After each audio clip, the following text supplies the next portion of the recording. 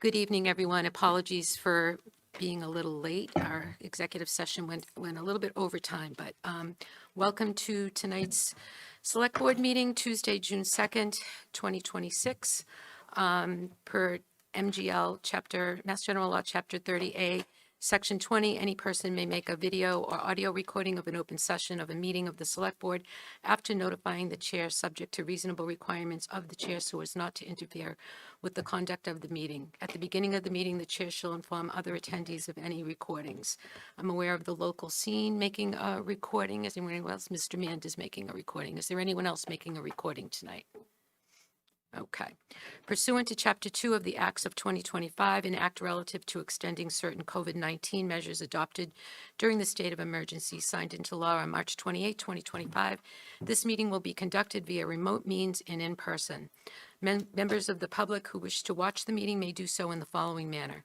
Tune into the local scene government access channels, Comcast Channel 9 or Verizon Channel 47, and watch the meeting as it is aired live or recorded, or watch the meeting live on the local scene website or YouTube platform.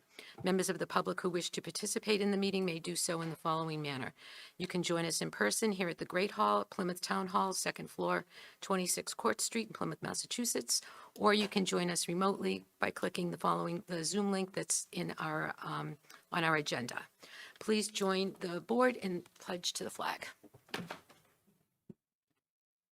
I pledge allegiance to the flag of the United States of America, to the republic for which it stands, one nation, under God, indivisible, with liberty and justice for all.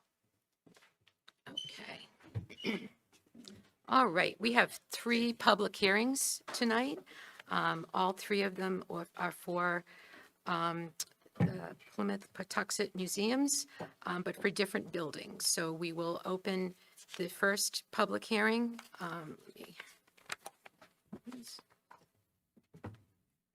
Sorry. Okay.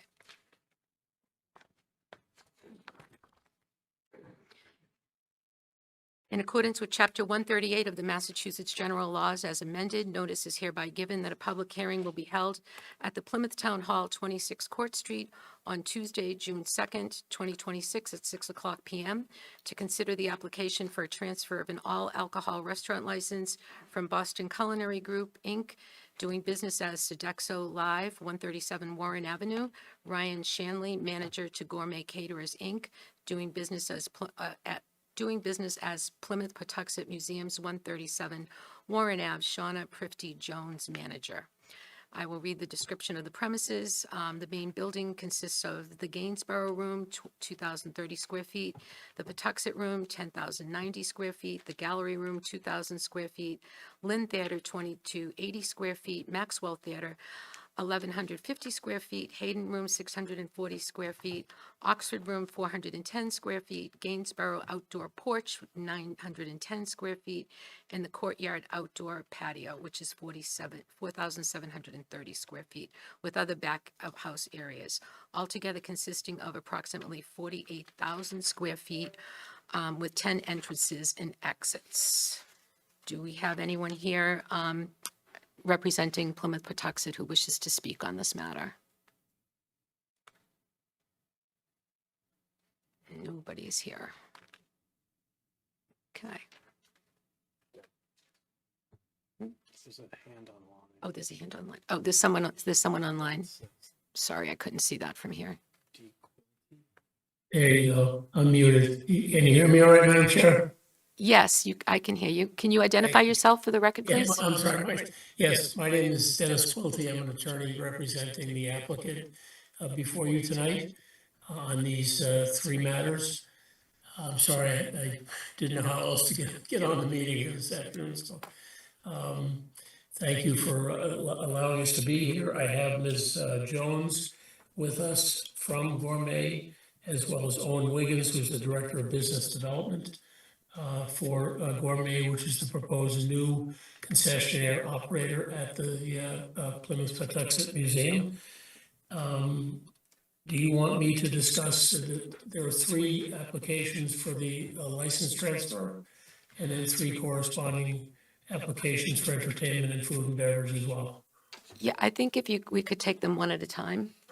Okay. So if you could just discuss the first one that we just read into the record.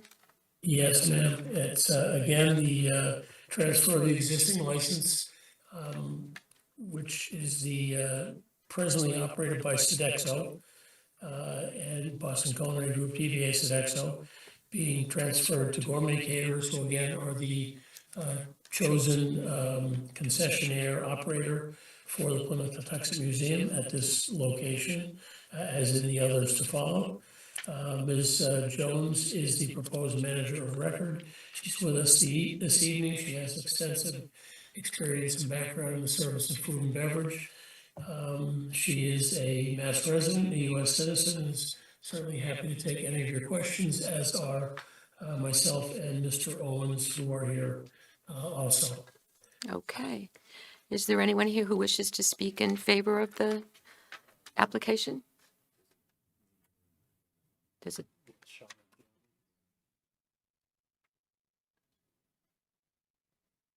Ms. Jones, did you wish to speak?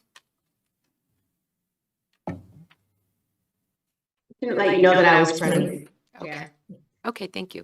Is there anyone else here who wishes to speak in favor of the application? Anyone who wishes to speak in opposition to the application? Okay. I'll close the hearing and I'll bring it back to the board for questions. Questions? No. Motion? Motion to approve. Second? Second. Okay. Discussion? Okay, call for the vote. Mr. Cohen? Yes. Mr. Quintel? Yes. Mr. Canty? Yes. Mr. Golden? Yes. And myself, yes. Okay, that motion carries. All right, move on to the second hearing. In accordance with, this public hearing is now open. In accordance with Chapter 138 of the Massachusetts General Laws as amended, notice is hereby given that a public hearing will be held at the Plymouth Town Hall, 26 Court Street, on Tuesday, June 2nd, 2026, at 6:01 p.m. to consider the application for a transfer of an all-alcohol restaurant license from Boston Culinary Group, Inc., doing business as Sodexo Live, 137 Warren Avenue, Ryan Shanley, manager, to Gourmet Caterers, Inc., doing business as Plymouth Patuxent Museums, 137 Warren Avenue, Shauna Prifty Jones, manager. Description of the premises is as follows. It consists of the Peabody Pavilion Room, 2,250 square feet, and Pavilion Tent, 2,400 square feet, altogether consisting of approximately 4,650 square feet with 8 entrances and exits. Mr. Quilty, do you wish to speak about this application? Madam Chair, just to say, this is, of course, the same personnel, Ms. Jones and Mr. Wings, for the second of the 3 licenses, which are the same as have been in place for the past. It's just a new operator. Same matters apply, same experience, same background, et Okay. cetera. So I think I would pass on anything further and just will stand by for any questions. Okay, thank you. Is anyone here who wishes to speak in favor of the application? Anyone who wishes to speak in opposition to the application? Okay, declare the hearing closed and bring it back to the board. Questions? The motion? Move to approve. Second? Second? Mr. Cohen? Yes. Mr. Quintel? Yes. Mr. Canty? Yes. Mr. Golden? Yes. And myself, yes. Okay, motion carries. All right, third and final public hearing. Here we go. Hearing is open in accordance with Chapter 138 of the Massachusetts General Laws as amended.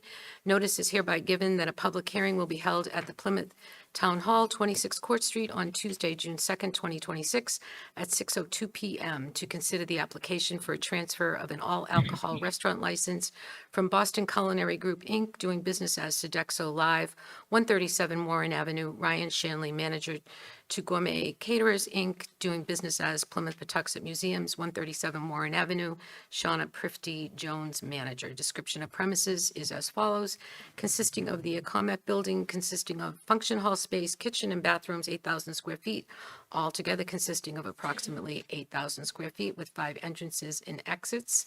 Again, Mr. Quilty, I'll give you an opportunity to speak on this. Yes, Madam Chair, thank you very much. Only to reiterate what we have suggested in the past two applications, same personnel, same background. Okay. And again, we're happy to take your questions. Thank you. Okay, great. Anyone here who wishes to speak in favor? Anyone in opposition?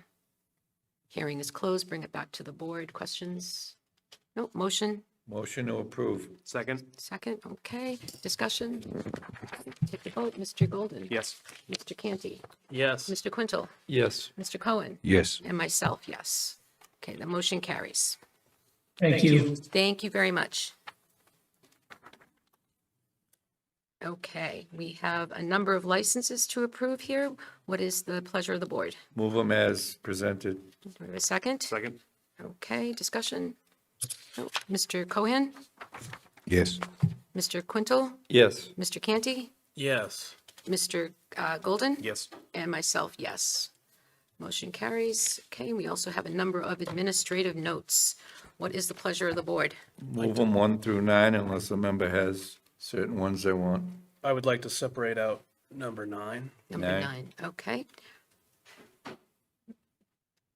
Move 1 through 8. One through- Oh, you got one, Bill? Yes, I'd like to separate 5, 6, 7, and 8. 5, 6, 7.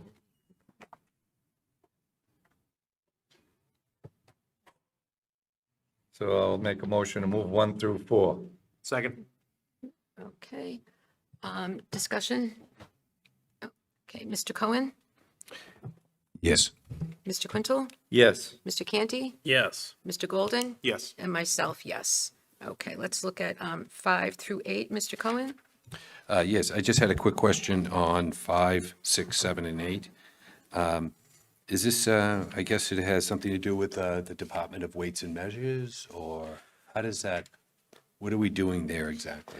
Yeah, so cities and towns appoint sailors of weights and measures. And, you know, in most situations, like we'll have a sailor of weights and measures whose responsibility will be to go to various facilities that have scales, for example. You could go to a deli and ensure that the scales are weighing appropriately or within reason. Or you would go to a gas station and make sure the gas that's being pumped is being pumped as indicated on the machines. In this situation, what we traditionally have done is appointed at TL Edwards their own weighers, because we don't have the ability to go there on a regular basis. So we appoint their staff as weighers so that they can ensure that the scales that they're using and their processing meets state standards. These individuals work for TL Edwards, That was the request that was sent, yes, by the business. That's so they go into these locations and service the equipment? They work on their site. Okay, okay, all right. I was just trying to see how that worked in terms of gas stations and those. Yeah, no, they're not working, these individuals aren't working for the town. So we have, Correct. depending on the size of the community, oftentimes like the state officials will have their own sailors of weights and measures. In small communities, they'll come and do that on their behalf. In larger communities like Plymouth, we have our own sailors of weights and measures that'll go into all these different types of facilities, gas stations, restaurants, and delis, to ensure that the scales are meeting the requirements and ensuring that they're accurate is the word I'm looking for. Okay, thank you. I just was looking for kind of an education on that process. All right, I'm prepared to make a motion to approve 5, 6, 7, and 8. Second. Okay, discussion? Mr. Golden? Yes. Mr. Canty? Yes. Mr. Quintel? Yes. Mr. Cohen? Yes. And myself, yes. Okay, Mr. Canty, number 9. So number 9 is is phrased as a reappointment of an individual to the Board of Registrars. We have a backup memo in the packet that indicates that although that individual is interested in continuing in the role, that the process for filling these positions are that the local Republican and Democratic Town Committee submits a list of recommended persons from which the select board may appoint registrars. And it indicates that the Democratic Town Committee did submit such a list, and the Republican Town Committee did not submit such a list. So I guess first and foremost, it appears that the procedure that we've established is not being followed. And second, that we don't typically in admin notes appoint contested races. We have an interview process to evaluate who we want to fill the position. We only use admin notes traditionally when there's no contest between prospective or reapplying applicants. So I would, I'm not sure if Nancy Cordero is here this evening. I see Mr. Christensen, who's one of the other applicants, and I don't see Margaret Tavares, but she withdrew. So there's two viable applicants, one of whom is here. So I would request we either interview the applicants that are here, or we put this off for a future meeting to allow any remaining interested applicants to be interviewed for this position. What is the pleasure of the board? I would prefer that we put it off so we give Nancy an opportunity to come in. So she has indicated an interest, so we often do this when there is a scheduling issue, that we put it off for another week and notify the applicant to come before the board. Thank you. Okay. We need to make a motion for that? Nope. No. Jake, can we just make note that we'll put this on a future agenda item and contact the appropriate parties? Great, thank you. Okay. All right, let us move on to public comment. For those of you who were not here last week, we have a slightly different way of keeping time here, and you'll see your 3-minute countdown will be up there on the wall, and it's on your honor to keep an eye on that and wrap things up as you approach the 3-minute mark. Okay, it worked pretty well last week. We'll see how it works this week. So who would like to speak? I think I saw your hand first.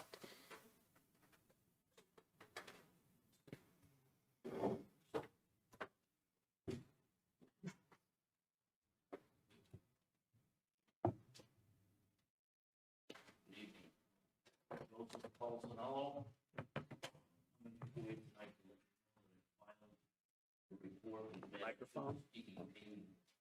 Can you speak into the microphone? Turn your microphone on, please.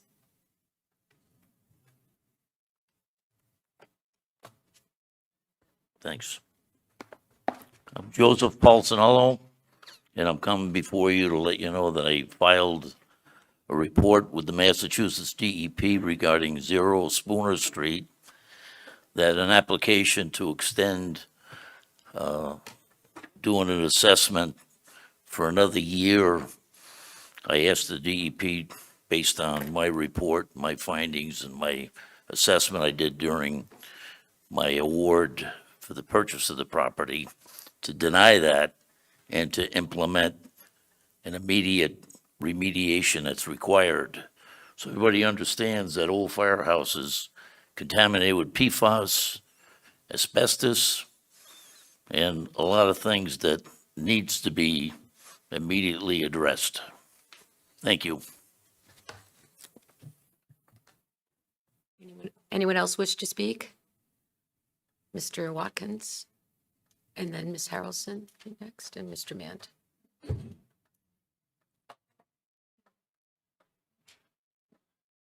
Good evening. I'm Hampton Watkins. I'm Chair of the Land Use and Acquisition Committee for the Town of Plymouth. I'll keep it very, very brief this evening. I just wanted to reiterate, I know that matter is coming before you shortly with regard to the Landers Farm property. I just wanted to reiterate for the record that the Land Use and Acquisition Committee voted unanimously for the town to acquire the property. I recognize that we're an advisory committee to the select board, and the board must consider many factors outside of the scope of the Land Use and Acquisition Committee. But it would be of benefit to open public discourse to provide some explanation for the basis of whatever decision is reached, and that that would shed light on the actions taken. Thank you very much.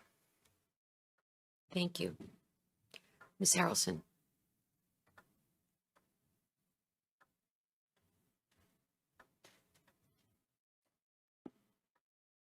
Thank you for the opportunity to speak. My name is Catherine Harrelson.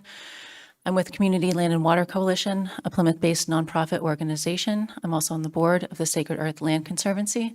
I speak tonight in regard to the next agenda item on the Select Board's agenda, the Chapter 61A parcels on Landers Farm Road, or Landers Farm Way. What I'd like to say is this. These two parcels contain enormous conservation values. Conserving these parcels would align with the town's climate action, open space, and comprehensive plans. However, we recognize that challenges are present in conservation. We ask tonight, why rush the process? We think that the town has until at least August 15th to execute a purchase and sale agreement on these parcels. We're asking the town to take its time in consideration of the vote on these parcels. Community Land and Water Coalition has scheduled an open public meeting for Saturday, June 6th from 2 to 5 p.m. at the Plymouth Public Library in the Fellow Meeting Room. We invite everyone in this room to participate. We'd like to host an open community public discussion on these parcels so that all voices can be heard. Many different solutions for conservation are coming out of the woodwork from the community about the best way forward to conserve these parcels, and there are many ideas on the table. We'd like to ask the Select Board to listen to ideas from the community about conservation and find a pathway forward that's acceptable to the town. Community Land and Water Coalition has submitted a letter that as a nonprofit organization, we are qualified to exercise the right of first refusal on these parcels. However, this is just one of the many options on the table. We're asking the Select Board to take its time in this decision, to listen to the community, to come to our meeting on Saturday and talk and listen to the community on this process. We're asking you to continue the vote until at least next week, until after the time you've heard from the public. Thank you. Thank you, Ms. Harrelson. Mr. Mand? And then Good evening. My name is Frank Mand. I'm a longtime resident of the town, an elected member of the planning board, but tonight, to be clear, I'm speaking as a public citizen, not as a member of the planning board. I first heard about the Landers property and the likelihood that it would be sold to Mr. Sheridan a few months ago, and I immediately saw this as both an opportunity and a real test of our new comprehensive plan. A test and an opportunity to see if the process by which this property would be evaluated would be transparent. A test and opportunity to see if the constituents most affected by development of this property would be fully involved in its review. A test and an opportunity to see that whatever was proposed for this site, that it included both a large amount of actual open space and open space that was connected to other green areas, to trails, parks, and wildlife corridors.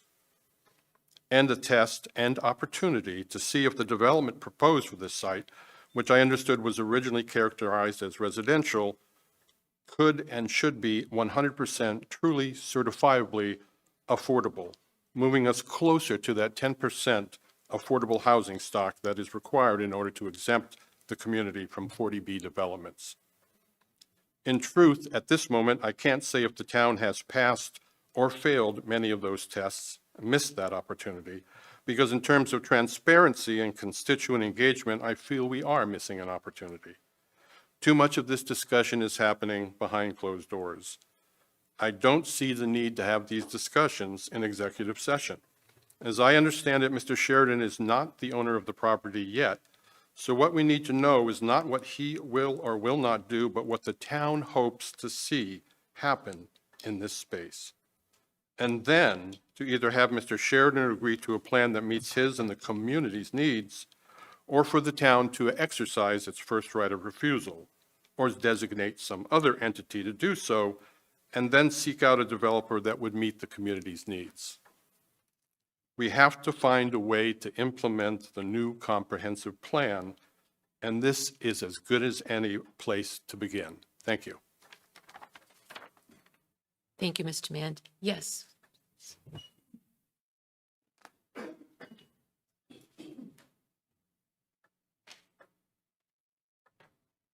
Hi, I'm Paula Marcoux.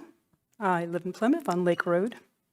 As we've been hearing, the Landers Farm parcels coming out of Chapter 61 present the town with an opportunity to acquire an important property. Conserving this land would comport with all the planning documents our various boards and committees have worked so hard to generate over the last few years. The obvious first step to achieving this conservation objective is to not waive Plymouth's right of first refusal. Moreover, I would suggest that it would be improper for this board, as currently composed, to even take that vote. Mr. Canty and Mr. Golden have filed conflict of interest statements in which they swear that they are perfectly able to judge objectively and fairly as to whether their long-term friend and associate, Mr. Sheridan, should benefit by their decision. A decision, I should add, that will have been made behind closed doors with no public consultation against the advice of the Land Use and Acquisition Committee, and which stands to profit their developer friend handsomely. I've been gratified to hear that the new chair is committed to comity and transparency, and in that vein, I urge that if the Select Board feels that the town is not in a position to deploy their right of first refusal, that right should be transferred without delay to the Community Land and Water Coalition so that conservation nonprofit can go forward with building the partnerships and consensus needed to enable the land's purchase and future appropriate use. Thank you. Thank you. Anyone else wish to speak? Yes, Mr. Yes, Mr. Bryant.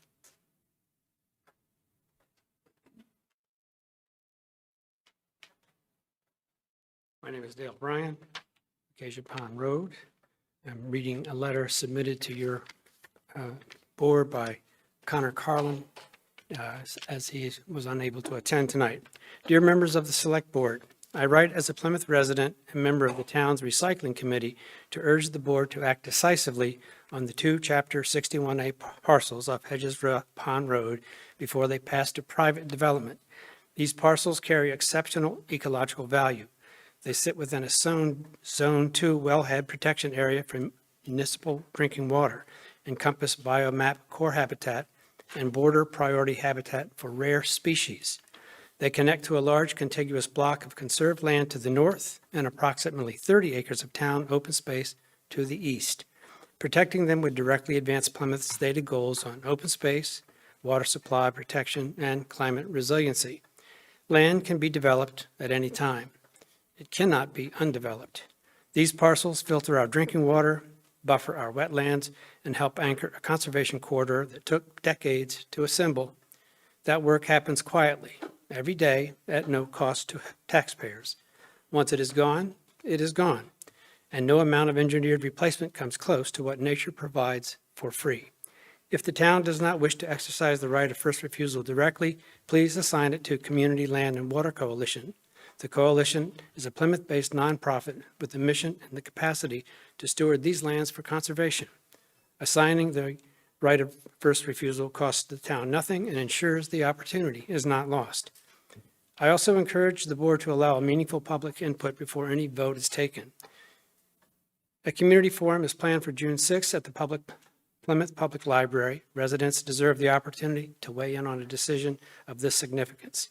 Thank you for your time and your service to our community. Respectfully, Connor Carlin, member, Plymouth Climate Action Net Zero Committee and the Plymouth Recycling Committee. Thank you. Thank you, Mr. Bryan. Anyone else wish to speak? Mr. Malaguti.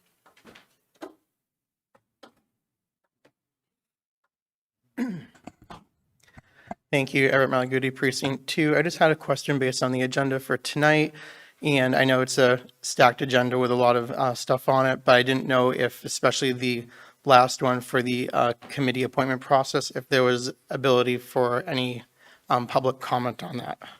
If there is, I'll reserve until then. If not, I'll state my rationale now. Would you be comfortable making the public comment now, Mr. Malaguti? Certainly, I can do that.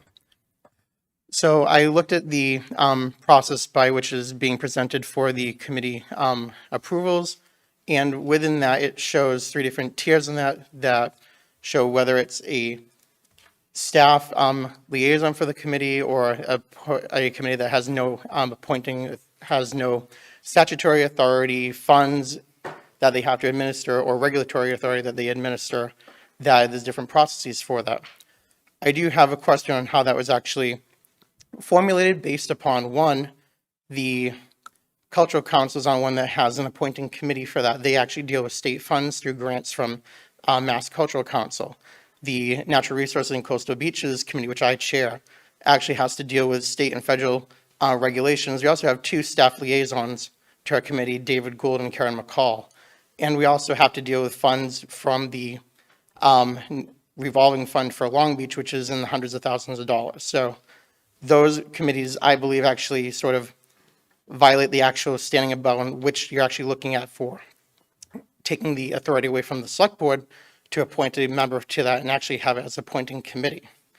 Plus, I also have a feeling that the appointing committee may actually deal with appointments that they feel is comfortable based upon their beliefs and ideals, instead of ones that actually have an actual person on there that may buck the trend to get two different sides of the argument on there, instead of just having one cohesive board that has the exact same feel, where I think that committee needs to have both sides represented on there to actually gain meaningful process instead of just one rubber stamp. Thank you. I think we have someone online, Jade?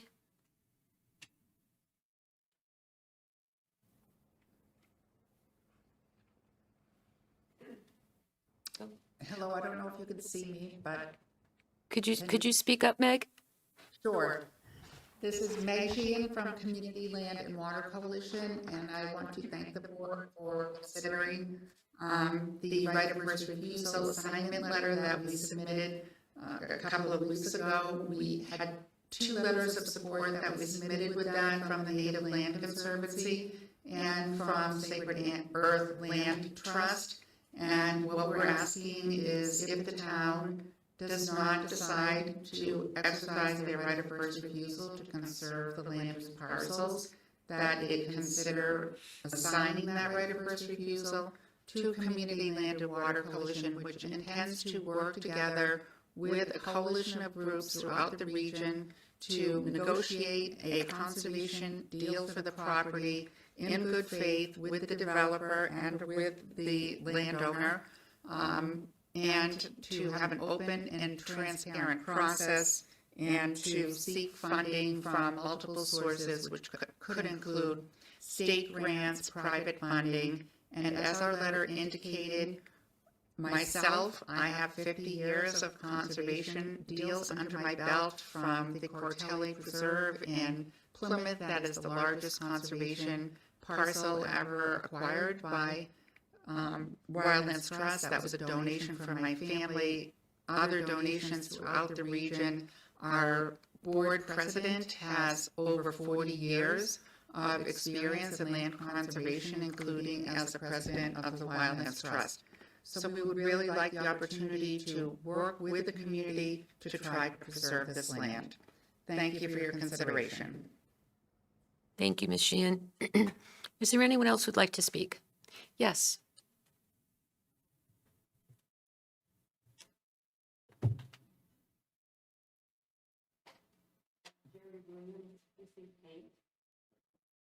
Put your microphone at the bottom. Oh, sorry. Jerry Williams, Precinct 8. I just want to reiterate that I think that we have time to consider this right of first refusal. This land is very valuable to the people of Cedarville and to the whole of the town of Plymouth. It can be a very valuable asset, and that we need to take our time and look at this property and find a way to conserve it. I hope that you will not rush to give up the right of first refusal and consider passing it on or dedicating it to the Conservation Land and Water, Community Conservation Land and Water Association. And I'd like to also say that it's those of us in Cedarville have already been really impacted by the other development on Hedges Pond Road, and I hope that you will take this opportunity to conserve land rather than have it. And it can be partly developed, but I think that it needs to be done with, according to the desires that we have issued with our various planning commissions, et cetera. And so I hope that you'll consider this. Thank you. Thank you. Is there anyone else who'd like to speak? Yes.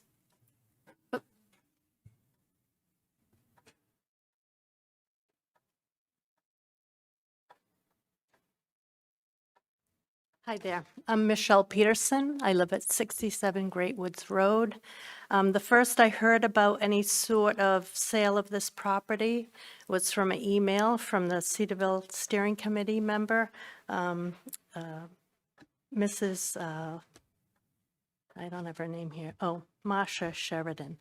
And this development would definitely impact the neighborhood that I live in, not only Great Woods, it would impact Pine Mountain, Quail Run, Buckskin, from increased traffic.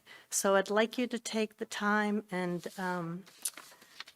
really think this over and join us on June 6th for the, at the Plymouth Public Library for input. Thank you. I think I saw another hand up back there. Yes.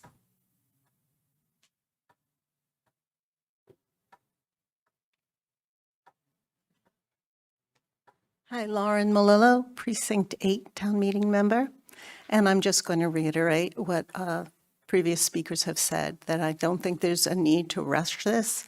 I know that the Select Board will be in Cedarville on June 23rd, and I think it would be a wonderful opportunity for you to hear directly from residents then that are impacted by it.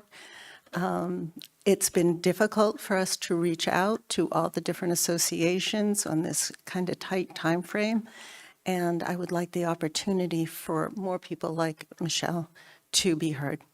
Thank you. Thank you. Do we have anyone else? Anyone online, Jade? Nope. Okay. Okay. So we will close public comment and move on to the agenda proper. And the first item on our agenda is the Chapter 61 right of first refusal for the Landers Farm Road property. And I wanted to share with you that the board did not take a vote on that tonight in executive session. And we are instead going to continue to consider what is in the town's best interest and all of the available options, the pros and cons. We continue to weigh those, and we will pick up the discussion again next Tuesday night. So, so stay tuned for that, but no vote was taken this evening. Okay. All right, so that brings us on up to our next agenda item, which is the water, sewer, and solid waste fiscal year 27 rates recommendation. We have Mr. Bill Coyle and Mr. James Downey from our Public Works team who will be here who are here to walk us through your recommendations. Okay, good evening, members of the board, Madam Chair, Bill Coyle, DPW Director. I'll wait for people to exit. So with me this evening, I have Lynn Barrett, Director of Finance, is here to answer any questions you may have relative to finance. James Downey, Assistant DPW Director, is here. Doug Penard, Wastewater Manager, answer any questions relative to sewer infrastructure. Peter Gordon, Water Superintendent, and Liam Warnick, the Water Quality and Service Manager. A couple of things I'd like to point out. I'm sure the board is aware, but the viewing public, the water and sewer and solid waste are all three, these are enterprise accounts. So these are not accounts that are funded through the tax levy budget. These are accounts funded by the users of the service. Also, back in late 2023, early 2024, the water and sewer divisions retained the services of Raftellus, a consultant, to study the town's current water and sewer rates. They looked at what our operation and maintenance costs were. They looked at what our current debt service was. They looked at what our future capital needs were going to be. And they also looked at other things about how the Town of Plymouth Water and Sewer Divisions were determining their rates, and compared that to other communities, compared that to the American Water Works Association, and came up with recommendations back in March of 2024. They did present those recommendations, and the fees that we're going to discuss tonight following those recommendations. This will be year 3 of a year 5 study that they did. We're going into year 3, and essentially what we'll walk through is it was a 9% increase per year in the volumetric fee and the base fee for water, and 5% for sewer to cover what our future needs were going to be. But with that, I'll go through some of the details. And so in this first slide, you'll see the water rates. On the left is 4 tiers, which indicate your water usage. You have tier 1, 2, 3, and 4. Where most people don't think of the water usage in terms of cubic feet, I can tell you roughly the tier 1, people that use about 83 gallons per day. Tier 2 would be people that use between 83 and up to 187 gallons per day. Tier 3 would be the users that are 187 to 374 gallons per day. And Tier 4, obviously, our highest users are those users that are over 374 gallons per day. And you can see in the next column, the rates increase. The more water you use, the more you will be charged. So in order to keep your costs down to a minimum, if you try to fall into one of these lower tiers, you are charged less. The other thing to point out are the users in tier 2, 3, and 4 are also charged a summer rate, which is a 10% increase. And that is our goal of trying to encourage people to minimize their usage. So tier 2, 3, and 4, that rate increases in the summer by 10%. So that's July, August, and September. That would be the summer rate increases. So these are the volumetric increases. As you can see, the far right column, the increase is 9% across the board for the users. The next slide, this is the fixed rate fee. This is based on the size meter that your residence or your business has. You can see that the top is I don't know if this works, the 5/8 inch meter. Most residential properties, you can see 13,000, the number to the right, the amount of accounts that have a 5/8 inch meter. So those are the smallest meters, for the most part, that go into residential homes. So these are the fixed rates. So you have the amount of water you use, that's your volumetric charge that we just spoke to, and these are your fixed rates. So you'll get this fee, and these are quarterly. Failed to mention that, these are quarterly fees that are charged to you. And as the size of the meter increases, the charge increases. And you can see the very bottom is a 10-inch meter. I believe that's Holtec that has that meter. So the larger the typically business, the more water you're going to use, the larger the meter that you're going to have, because for the most part, it's going to be a larger service that's coming into your building, so you need a larger meter to accommodate that larger service. So the fixed rate charge is also going to increase by 9%. Sewer rates, this is the volumetric increase. Again, you have tier 1, 2, 3, and 4 based on the water usage, because what comes in for the most part also goes out of the dwelling or the business. This also reflects a 5% increase as recommended by Raftellus. This is similar to water. There's also a fixed rate for the sewer rates for the meter size as well, and that also reflects a 5% increase for the sewer rates. The other increases on the septic and sludge that we receive at the wastewater treatment facility. These are the trucks that haul into the facility. We're increasing their rates to about 4.2% roughly, 4.17. And I know Doug Pinard did research local, locations where wastewater treatment facilities receive septic and sludge. And we are probably in the middle about, we're not the highest and we're not the lowest.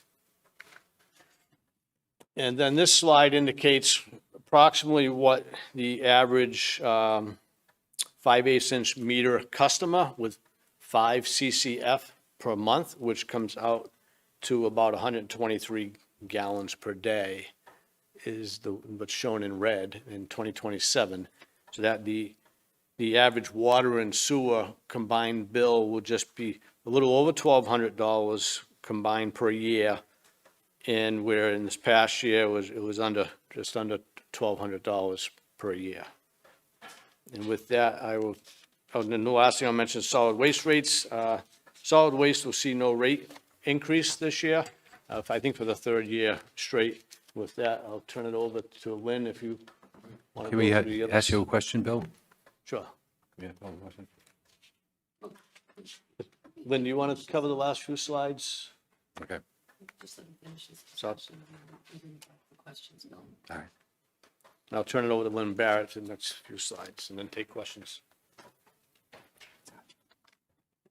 This slide just shows you the various revenue sources that come into each of the water and sewer enterprise fund. The items that are highlighted in yellow are the ones that you are voting, that you're voting tonight. So the utility rate charges for water and sewer, we're estimating with the increase in the rates that's the revenue that would be generated. Also with the septage receipts, with the increase, that's what the revenue generated would be. And then it just shows you the total revenue sources for both enterprise funds. And then down below is the expenditures, the operating budget for each of those enterprise funds. So the revenue, it's a balanced budget, revenue offsets the expenses. As the director mentioned, we are not recommending any changes to solid waste rates. We're keeping each of those rates the same, including the cost of the bags. And then this slide just shows you the revenue generated from the Solid Waste Enterprise Fund, the various revenue sources, and the expenses. And this slide right here just shows you the retained earnings balance. So retained earnings is similar to free cash for the enterprise funds. It is the sort of net profit at the end of the year that closes out to their fund balance, and then that amount can be used for capital and other expenditures within those enterprise funds. And as you can see, water and sewer both had certified retained earnings in July of '25. We used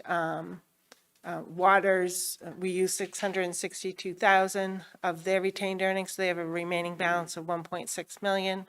Sewer, they had 4.5 million. We used 2.2 for a balance of 2.3. And solid waste has a balance of 1.3. Nothing has been used with that one just yet, but I do want to show you this previous slide, the revenue estimated to be generated within the enterprise funds, and these are estimates based on current rates and keeping them the same, is 1.3 million. The expenditures for the enterprise fund is 1.4 million, so we're actually estimating like a deficit, and that deficit we're going to offset with the retained earnings. We did the same thing last year. We actually had an increase in retained earnings because the number of users actually increased at the transfer station. So we're estimating that those same users are going to use the transfer station. So we may end up, and these again are estimates, so I think we'll be okay and not increasing any of the rates in the solid waste enterprise. And I think that was it as far as, to summarize, the recommendation for tonight would be to increase the water volumetric and the fixed rate charges by 9%. We would recommend to keep the summertime second quarter rate increase, which is a 10% increase on the second, third, and fourth tier of the volumetric rate. We're recommending a 5% increase on the sewer volumetric and 5% on the fixed charge for sewer, increasing septage to 0.075 a gallon and increase the sludge to 0.088 a gallon, and then no change in the solid waste rates. That's it. Okay, thank you, Lynn, and thank you, Bill. Questions from the board? Mr. Cohen? So back to Lynn, since you're fresh in, your presentation's more fresh in my mind. So, when you speak of these increases on the last summary, the summary page, you talk about some increases, the sewer fixed rate charge increase of 5%. Yeah. And that is, where is that in the earliest slides? So that, the fixed rate charge is based on the size of your meter. Okay, So for sewer is right here. Yep. So each size meter has a fixed quarterly rate charge. And we're recommending for each of those to go up 5%. okay. And then for water, same thing. Each size meter has a fixed quarterly rate charge, and we're recommending those to increase by 9%. How do we know what gauge you have for a service? That might be a Bill question. How do we know if I have a 5/8 or a 3/4? Well, for the most part, the residential services are 1-inch service. Yep. So your meter would be 5/8 inch. So if you can see the pipe, some houses, you can see the pipe actually coming into the basement. Yep. And you can see, what size the meter diameter is as well. So you'd have to be able to see it, though, obviously. If you can't see it, Do you just, on the residential units, you just go to the 5/8? You default to 5/8? No, there's some that are larger. There are some that could be 3/4 inch How do you make that determination? on what they're going to be. Are they 5/8? Are they some sort of other gauge? How do you know that? Well, you would, if a larger end user, if you're a greater distance from where the pumps are, the wells are, you might need a larger size diameter to get the amount of water to flow through your residence. For the most part, I think it would probably be more the usage. So if you're a larger user and you have a bigger house, you may have a larger meter. But for the most part, as you can see, over 13,000, almost 14,000 of them, 5/8. There's a So small. when the town puts a meter Yep, on it, yep, you see that in your basement, you see the meter. correct, They're making the observation about the gauge. So that's how you guys have that information. correct, Okay. correct. We know what size meter it is. All right, good. Just wanted to ask that question. I also wanted to ask the question back to Lynn on the sewer rates. I think that was your part of your slide. Maybe that was Bill's. The 4.17% increase for sewer rates, septic receiving, sludge receiving. Maybe that's Bill. I think that's Bill. Yeah. But that cost, we're charging them an increase. This is waste that's coming into Camelot Park and being Yeah. pumped into the system. So it's coming from outside of Plymouth, some of it. Some Could of it's be. coming from inside of Plymouth, where the town of Plymouth has residential neighborhoods that have sewer treatment plants, and they have solid material. Right. So no one in the town of Plymouth is free of using town services when it comes to processing their solid waste. Yeah, septic And if you call have is, a private Right. sump pump, if you have a tank Septic in your backyard, you're pumping that. All of that is coming to Camelot Park. It's going into the town Right. sewer treatment plant.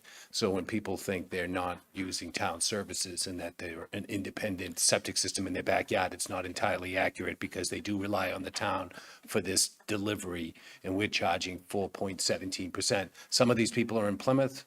And some of these people are outside of Plymouth because we take waste from outside of Plymouth. Correct. And we're going to be charging them 4.7%.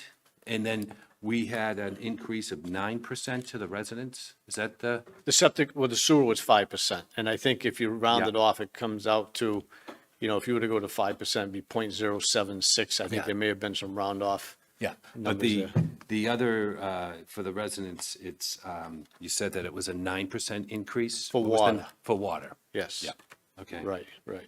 And, But you're correct. Anyone who has a septic system, your septic tank is pumped. Yeah. They're likely to come here to the wastewater treatment plant.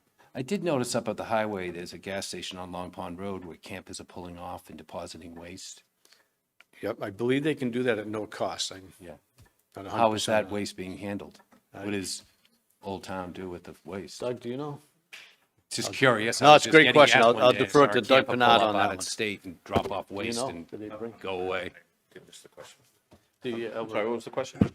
On Long Pond Road, there seems to be a facility where you can pump out your camper. Well, I know that people do come to the treatment plant and Mm-hmm. offload at the treatment plant. But as far as on Long Pond Road, not sure. Okay, just curious. It's All Town, the gas Oh, station All there. Town. Oh, Yeah. The okay. camper can go in Yeah. and dump their. Yes, so that ends up at the lift station. That's right there near All Town. Yeah. Near the police station, and that gets pumped to the They treatment. pump it, then they pump it out and bring it down to Camelot Park and you charge them. No, actually, All Town is in part of, that area is all part of the sewer system. So they pump that into the sewer system. Yep, and that goes to that pump station that's right near the police station. Yeah. There's a pump station right So there. if they're, the meter works where the water is being consumed by Old Town and they get a bill, Yep, but they're taking in waste on the other end and pumping it out. We're Yeah, not so I don't know- charging them for that waste that's coming to us. yeah, but I don't know if All Town's charging them to use that service, you know. But when what, that wasn't done. I don't know. I'm wondering about who's charging All Town. Right, That's what I want to know. But we wouldn't be charging them because we base the waste, the water coming into Old Town is what we charge them. They take they buy a gallon of water Yep. and we charge them the sewer or water rate based on that gallon of consumption. But if they're only buying a gallon of water and then they're pumping out more sewer than they're taking in water, because people are pulling off the highway there. Yep. So Bill, I think that's a great question. Never been asked that question before, and I'm kind of intrigued myself to find out a little more details, not just All Town, but all facilities. Right. That are doing that, and if we can find any consistency, and if there is a way that they could be charged, I think it's a great question. Never had that question posed before, so we will look into that. I know people. Yeah. Other questions? Mr. Canty? Bill, if you could go back to the meter sizes for water, that slide. Yes. For the third bullet there, I know the slide prior to this, you talk about the summer rate, but does that summer rate increase of 10% apply to this as well? Or is it just for the volumetric as opposed to the size? Just for the volumetric. Okay. Okay. So this particular, meter size is 9% increase for all 4 quarters. Correct, Okay, correct. thank you. Other questions? Mr. Golden? Thank you, Madam Chair. Bill, thank you for being here tonight. How did we arrive? So I'm looking at this from a larger perspective. We've got 1, 2, 3 other agenda items with us setting new fees or increasing fees later on tonight. So I kind of want to, you said at the top of this presentation, I think you said that it wasn't taxpayers who were going to foot this bill, but the users of the service. Correct. Would it be fair to say, though, that most of the users of the service either live or operate a business within town? Well, I'm not sure I follow you. If you're connected to water or sewer, you're paying the fees. Right. As Mr. Cohen had pointed out, if you have a septic system, you may be paying the septic hauler, but they could bring it anywhere. We don't have to bring it to Plymouth. But anyone who is on the water and sewer system they are paying the fee, and that's, hence an enterprise account. Right. I guess what I'm getting at is like, you said that these are the users, but the users, there's a pretty big overlap between user and taxpayer in this situation, right? Well, I guess what I'm saying is you're not getting, your tax bill does not pay for this. Correct. So it's not tax levy. It's Right. Right. But the folks who are using these services by and large either live or operate a business in our town, right? Most likely. Okay. Right. I mean, unless you have a business on a septic system. Yeah, yeah. I mean, obviously this, and I know this from other committees that, that businesses from out of town will haul their waste down to the treatment plant, or, there could be a variety of other reasons that folks, are impacted by this who don't live or operate a business in town. But I'm curious, so on the water side of things, we have a 9% increase. Have our expenses gone up 9%? I can tell you the capital projects that we have planned for the next 10 years are significant. As you know, Manamet, Manamet, we completed the water main replacement in Manamet, and that was several miles. Federal furnace, we completed last year into early this year. That was probably 3 miles of water main. We have Cherry Street that we're planning on replacing. We also have the new source well in West Plymouth, which is going to be a significant project. That not only would that have a new pump station and well, but also a water main that will go up Rocky Pond Road and then potentially up Black Cat. So it's a significant distance. So that is a major project. So water has several major projects, ahead that, obviously are very important to the community. So that's why the 9% for water versus, 5% for sewer is water has some major projects coming up in the next 10 years. The same for the 4.1% and the 5% increases, you're accounting for future projects? Yeah, we have future projects at the wastewater treatment facility that we're looking at. And, so we need to cover the cost of those projects as well. So it's the operation and maintenance costs that are increasing. Obviously, when you look at the indirect costs that the town charges, the enterprise account, that even you look at the insurance rates. So, the town pays for insurance for any employees that are funded partially through the enterprise account. So if insurance goes up, then the indirect costs go up, because then the enterprise has to pay basically the town for those fees. So all these fees are built in to the overall cost. And Lynn, we're projecting that we're gonna grow our retained earnings. Is that how I take Yes. your prior slides? Yeah, so each of these enterprise funds, are hugely capital intensive with water and sewer. And the water enterprise fund retained earnings balance, 1.6 million. It's very small as compared to the projects and the future effect on the operating budget of all those projects.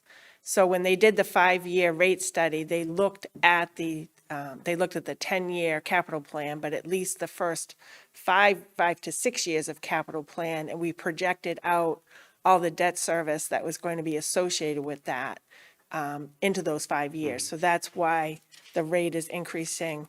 And the projects that Bill just mentioned, like the Manamet pipe upgrade, the federal furnace, the water mains at Cherry Street that is going to start soon. There's another project.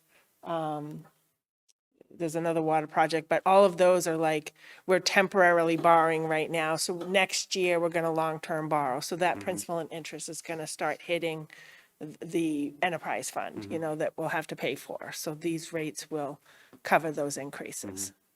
I think where I'm going with this is, I think we're all hearing from folks in the community who are struggling to pay bills. And, I think that when you talk about a 9% increase in water fees, I think, Bill, you showed a slide that said it was about a $1,200 a month combined, or $1,200 annual or per month? An annual, right? Annual combined, water So, and sewer. $1,200 annual, combined water and sewer bill. Our median income in Plymouth is $107,000, somewhere around there. So that's, a little over 1% of someone's income. If we talk about then, you add your tax bill to that, if you say that we have a $500,000 average, valuation in town, and I think that's actually conservative, you're talking about a $6,200 tax bill. So now you're already at, somewhere between 7 and 8% of someone's income for real estate taxes, water and sewer. So, I mean, it's not insignificant. So, I'm wondering, is there any way that we could lessen I understand that there may be a need for increases in these fees, but is there a lesser level that we could sustain as a community, still meet some of our long-term goals and not have such a large hit to the ratepayers, who many of whom are actually our taxpayers as well? I mean, it's not something that I would recommend. I mean, you certainly have every right to recommend a smaller increase in the rates, but I think it would affect the revenue that's being generated in that fund. And there's certain projects that we can't borrow for or if we do borrow for them, it would just be too expensive. So we use the retained earnings to be able to fund those projects. For example, the lead service project that we just voted at town meeting, that came from the retained earnings. I mean, I think if you're going to constrict the revenue, you're not going to be able to do those projects in the future. Especially, I think we're looking for a new water source well, and that's in the 5-year plan. So that's going to be coming on at some point, going to town meeting to get voted. So we're trying to build the fund up to be able to handle those projects. Thank you. I just want to jump in here just to follow up on Mr. Golden's question, just to confirm my understanding of where these rates are coming from. So I went through the report, the Reflis report? Reftelis report, Yep. okay. So they recommended a certain rate increase, annual rate increase, Yep. when they looked at this 5-year forecast for what we were going to need, projection of what we were Yes, going to they need. analyzed the operating budget, they looked at, a projection of Yep. increases. They looked at the capital plan, they looked at the projected debt service on that capital plan. So all of that is included in the 5-year. Okay, so these were, and we communicated this, I remember last year was my first year on the board, and Yep. I do remember seeing the same report, and we looked out over what the potential rate increases were going to be year over year. Yep. And that was communicated to anyone who was paying attention at the time that these increases would be happening. Yeah, And- and when and- you look at the average, I just want to make this one comment. So when you look at the average, the water bill is the yellow and the blue on the bottom. So the average water bill is slightly, around $500. So the water bill is, we probably have about 15,000 or at least 13,000 customers that are residential that would fall in sort of that category. The green and the top one is the sewer one, and I think we have about 3,600 users. And a lot of them are commercial in that sewer category. I mean, there are residential, but a lot of them are commercial. So I just wanted to point that out. Yeah, no, I think that's really helpful to put this in context Yeah. too. And then the last point I want to make is when I went through that report, I did notice that they ranked us according to our peer communities, and that we were relatively low compared to peer communities, what our rates are. So I imagine that this is getting us a little bit closer Yeah. to being at even the median of where our peer communities Yes, are. yep. Yeah. Okay. I just wanted to clarify that, Mr. Quintel, then Mr. Canty. Well, I have to counter Mr. Cohen, because where we work, we pack vegetables in 5-gallon buckets with water. And I was just sitting here after you said that, and I'm saying, we do like 30 a day. So 3 times 6, right? Everett knows. It's got to be thousands of gallons that I'm paying for that aren't going in the system, but thank you for checking on that, Bill. On a serious note, water conservation, we hear it every year, we're talking about putting together an active committee, or if not, if we have one, forgive me. But I would like to see a portion, I don't know what the answer is, but a portion of these funds go for water conservation and start a program. And grants are nice, but we need to take it to a new level if we're going to be serious. And the second question I'm going to have for Mr. Picard is, what are we doing about our ponds that we know deteriorating quickly? And we know it's from septic waste. Are we ever going to address that stuff down in South Plymouth somehow? And I don't, it's an unfair question, but when do we start planning to clean up these ponds and saving the aquifer? Because eventually that's what it's going to lead to. Well, I can answer that a little bit. Okay. Part of our CWP program, we are looking at a lot of South Plymouth in those areas, and we've talked about some of the ponds. Mr.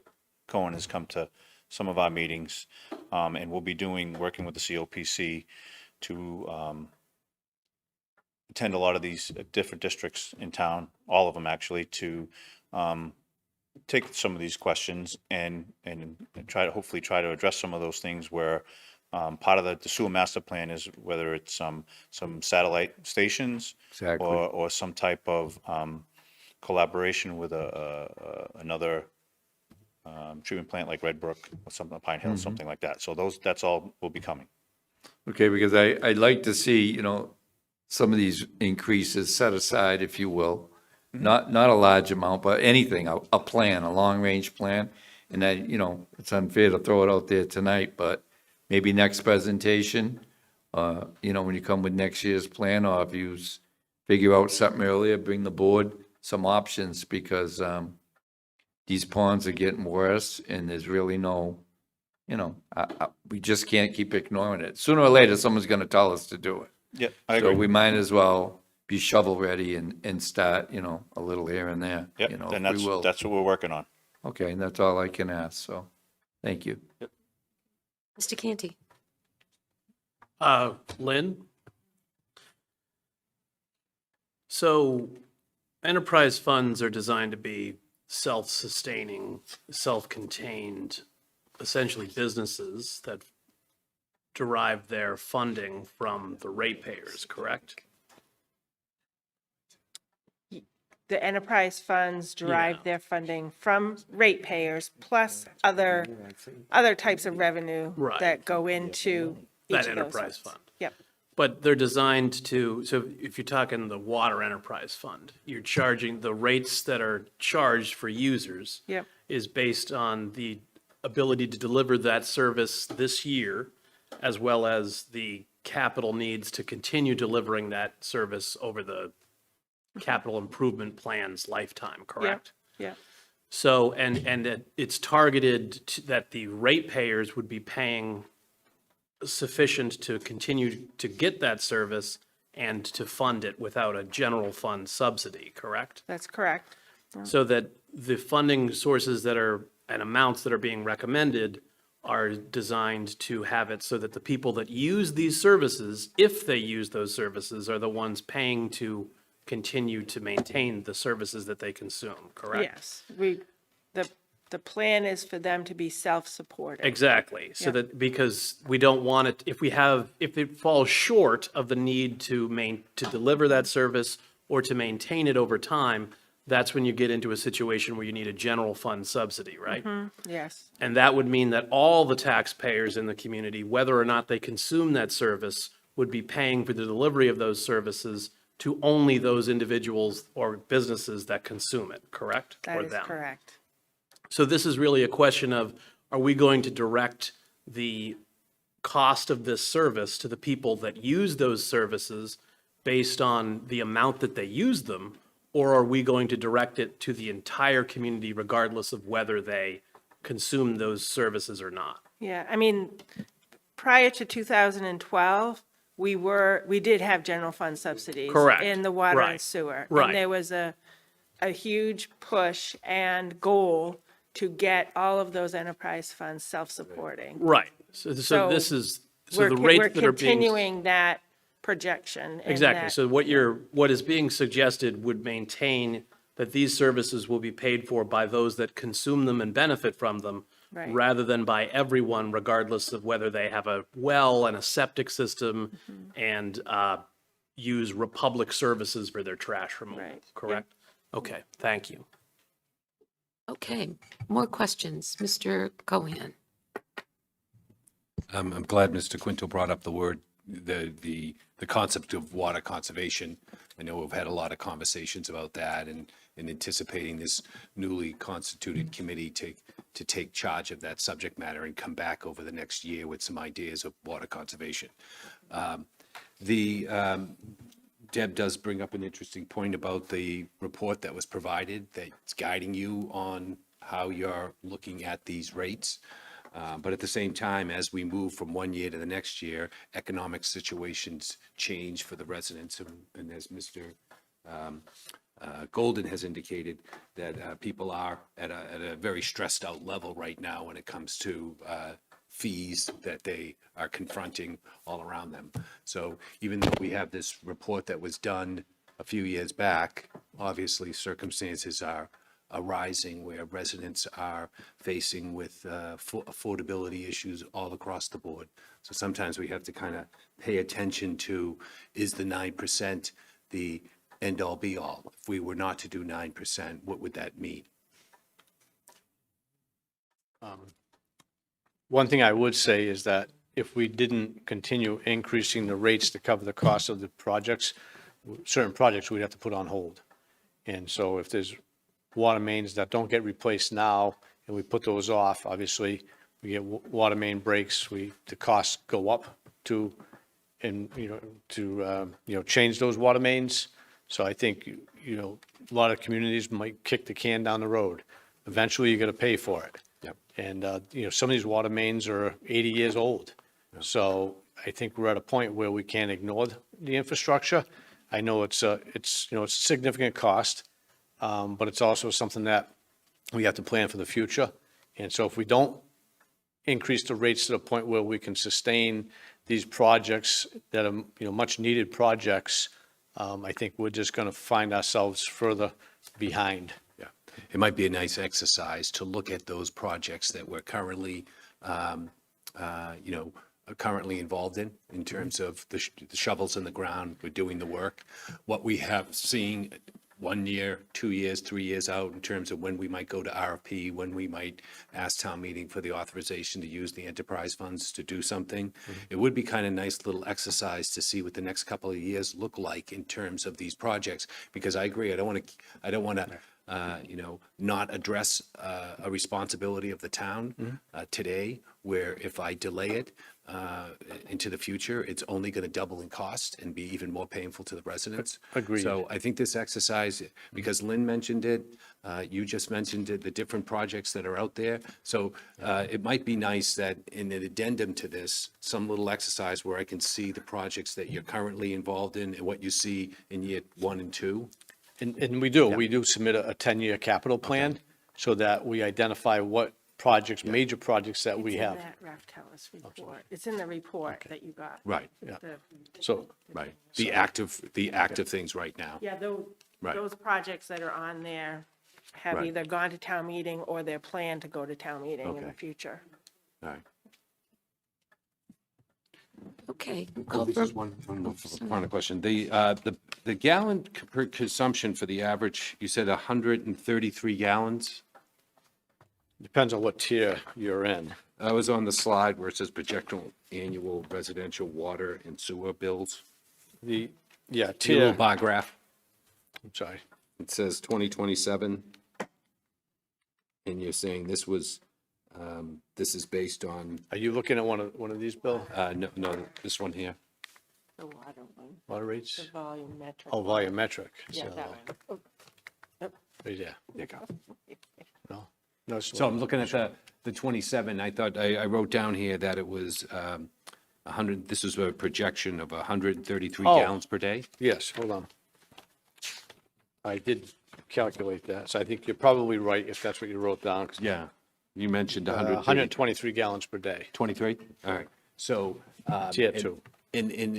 What are the matrix to come up with 133? Is that how many bedrooms? How many baths? 123, you have to remember Title V calculates 110 gallons per bedroom per day. Yeah. But most people don't use that. I Okay. would almost say that is probably half of that. Okay.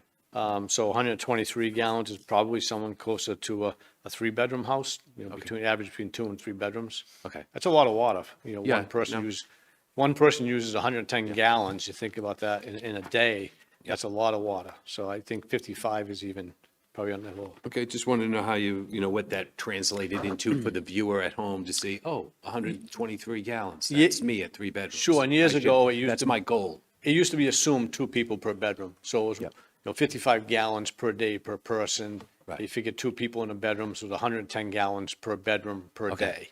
Okay. Yeah, so that's probably 2 to 3 people per day. All right. I think that helps people listening to this to hear it in those terms. The final question I had was pretty much one of the last slides. I think it was Lynn's slide over here. And you say, the slide, the second to last slide? Yeah. That one? Yeah. And it says the fiscal 2027 budget, and you say into the transfer stations. And you're saying, you're running through the transfer stations, the second vehicle, the recycle only, these 1 month transfer passes, the 4 month, the trailer that you indicated. So this is the total revenue from that side of the equation is 766,000. That's the estimated revenue based on the number of customers that we've had in Yep. fiscal '26. Right. And keeping the rates current at the same level. Right. And then now we have a recycle revenue of $65,000. It's an estimate of the Estimate. revenue that we would take in on, The smart bags. if the smart bags is separate. Those are the bags that people Yep. buy at the store. Right. Transfer station fines, people that go into the station without a Get sticker. busted, And then our host fee on the hard-to-manage facility that Republic That's the little transfer station next to next the to the transfer Manabat. station. Yep, And then it comes out to about $514,000. that's other revenue, yep. And then we bring in about, an estimate about 65,000 of interest earnings on Yeah. that solid waste for a total revenue, 1,345,000. Okay. And then down here is the operating budget Yep, at, when you cut to the chase, it's an operating budget of $1,489,000. So we're running, the deficit is picked up by the, yeah, by the fund balance, the By the fund retained balance. earnings, yeah. I just, when I look at this and I see that there is a recycle, there's recycling fees that are charged. You're not proposing to raise any of these fees this year. No, But somehow, I'll bring it up to the Net Zero Committee, the Recycling Committee, about somehow trying to incentivize people to recycle more.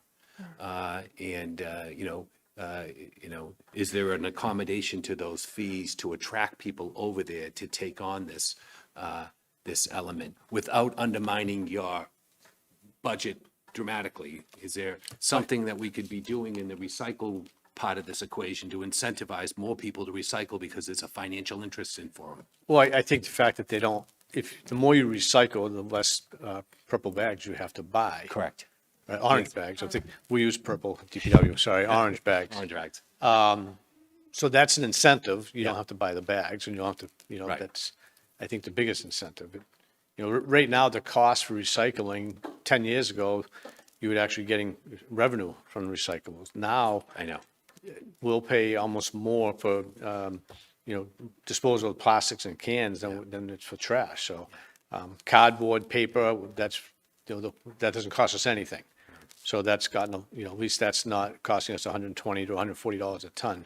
But I'll see, as far as encouraging people to recycle more, James, you have anything else you want to add? I think it's mainly less trash and less cost for the bags.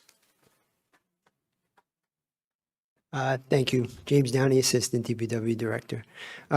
Just in response to that question, I would say the transfer station does like to encourage recycling.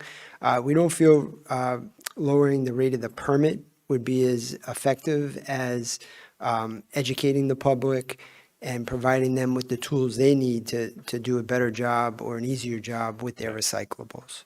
So that's where we'll focus with our staff. Is educating the public and helping them to make it easier.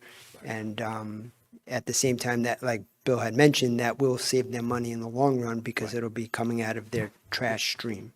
No, it's important to note that the educational component is critical in getting the recycle up. Obviously, you're going to save on the bags. I was just trying to think, is there anything else we can further incentivize the residents? And I know that financial benefit, the benefit of that financially to the person might also incentivize them, but. Yeah, Mr. Cohen, I know that Mr. Downey is also looking into ways that we can enhance the transfer station coming out of that agenda item that we had a few weeks ago. And I think that you talked about, looking at ways that we could improve our recycling habits too. Yes. So that could all be rolled into Oh, no, that part no, of I it, mean, yeah. I commend. So I'd like to just call for a motion to approve the sewer rates, if someone wants to make that motion. You want to start with sewer? Oh, do we need to vote them individually? We could We vote can on vote the all whole of them. thing. Yeah, at let's, once. yeah. I would make a motion to approve all the listed rates as detailed in the presentation. Okay, do I have a second? Do I have a second? No second? Second. Okay, discussion? Mr. Canty? So the rate recommendations, I understand the concerns about people's costs, but these are services that people depend on and need to be delivered. And last year when we had this conversation, it was about the anticipated increases over time to meet the ongoing needs of delivering these services. So if we didn't approve these rates, we would be facing at least one of potentially two issues. We would be bringing about a general fund subsidy, meaning the whole community would have to pay for the delivery of these services regardless of whether they consume them. And then the second possibility, and they're not mutually exclusive, is that next year when we don't want to do that anymore, the increase is going to be even higher than it would have been if we kept on the pace that we established last year. So maintaining a responsible rate increase to continue to deliver the service and maintain the lines and infrastructure consistently is the responsible path forward. So I will be voting in favor of the recommended fees increases or lack of increases, as the case may be, as detailed in the presentation by the professionals. Okay, thank you. Additional discussion? No, Mr. Cohen? So I don't want to belabor the point, but in my discussion, to further talk about my ideas of incentivizing people to recycle, I understand the concept of education. I understand all those things. I've attended quite a few recycle meetings, net zero, and their efforts are very commendable. But at different times when there's an economic situation that's pressuring senior citizens that are on a fixed income and these crises are going up all around them, there's somewhere we can make an accommodation where maybe where the senior citizens are doing a good job recycling, we should give people 65 a year and older, we give them a little break because they're recycling. They're saving the town money. I'm not talking about a town-wide, cut. But maybe we go demographically look at senior citizens and try to think of ways we could say, if you're going to do a recycling transfer station sticker, maybe we drop the price, 5% for you this year. We could totally consider that. Yeah, so I think that's, a good idea. I'll float that out in the future to talk to you about my board, but I'm prepared to do what we need to do tonight. But I think we should be looking at ways of accommodating different demographics in the town as they address these costs that are rising around them. No, that's a great ad. Okay. More discussion? Okay, I will call for the vote. Mr. Cohan, Yes. Mr. Quintel, Yes. Mr. Canty, Yes. Mr. Golden. No. And myself, yes, the motion carries. Rates have been approved. Thank you. Thank you very much. All right, we have another rate discussion. Welcome Karen Keene, Director of Public Health, here to speak to us about reinspection fees. Yes, for thank you food very permit much. So holders. tonight, I'm bringing forward to the board a request that we implement a reinspection fee for our food establishments. Currently, food establishments are inspected by the public health staff, sometimes one time, two times, or three times, based upon what type of food establishment they are. I'm not requesting anything that has to do with the traditional food inspections that have to take place based upon the Massachusetts Health Code. What I am requesting, though, is this.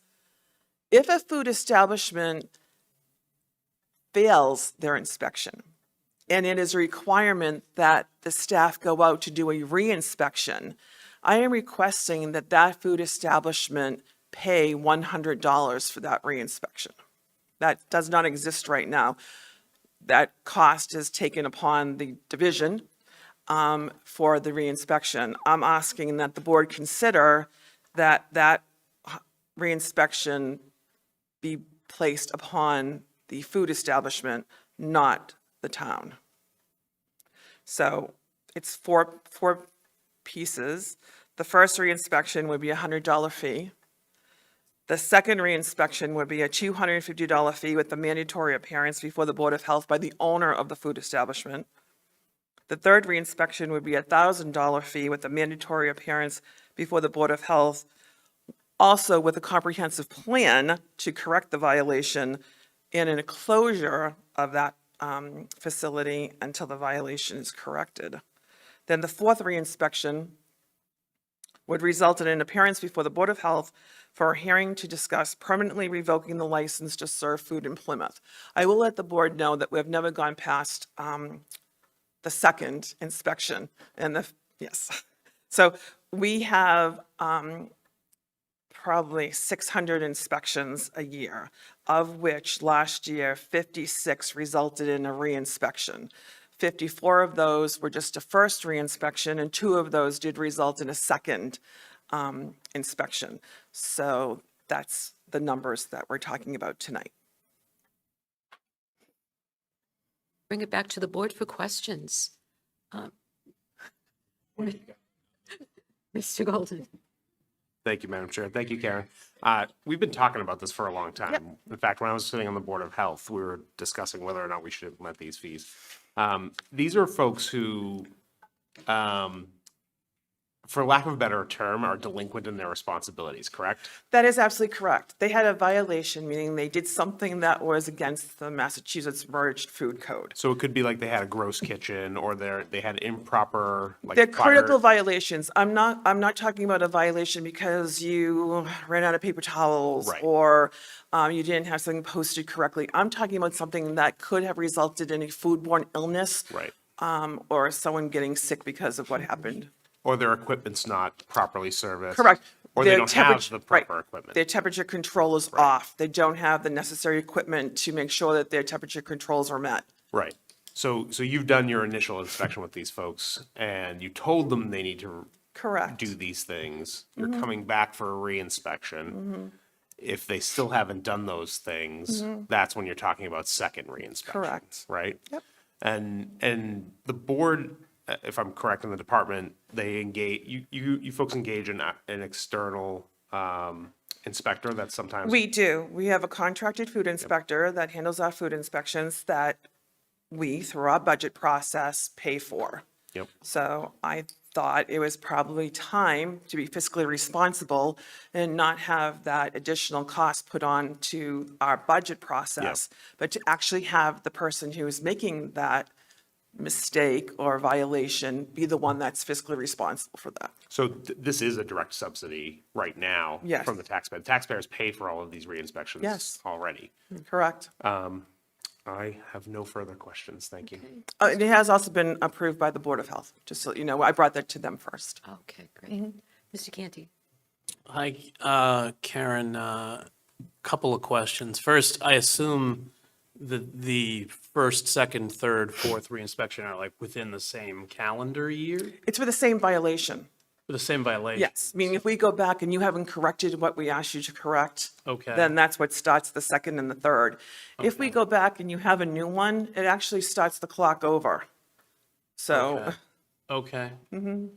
All right. But for the same issue within a given period of time? Correct. Not like an equipment failure of a particular piece of equipment this year, and then 3 years later, that same piece of equipment, that's not a second it is not. reinspection? No. Okay. And then so say you have one of these critical failures, while you're waiting for your first reinspection, your second reinspection, are you allowed to continue serving? It all depends. It all depends what that violation is.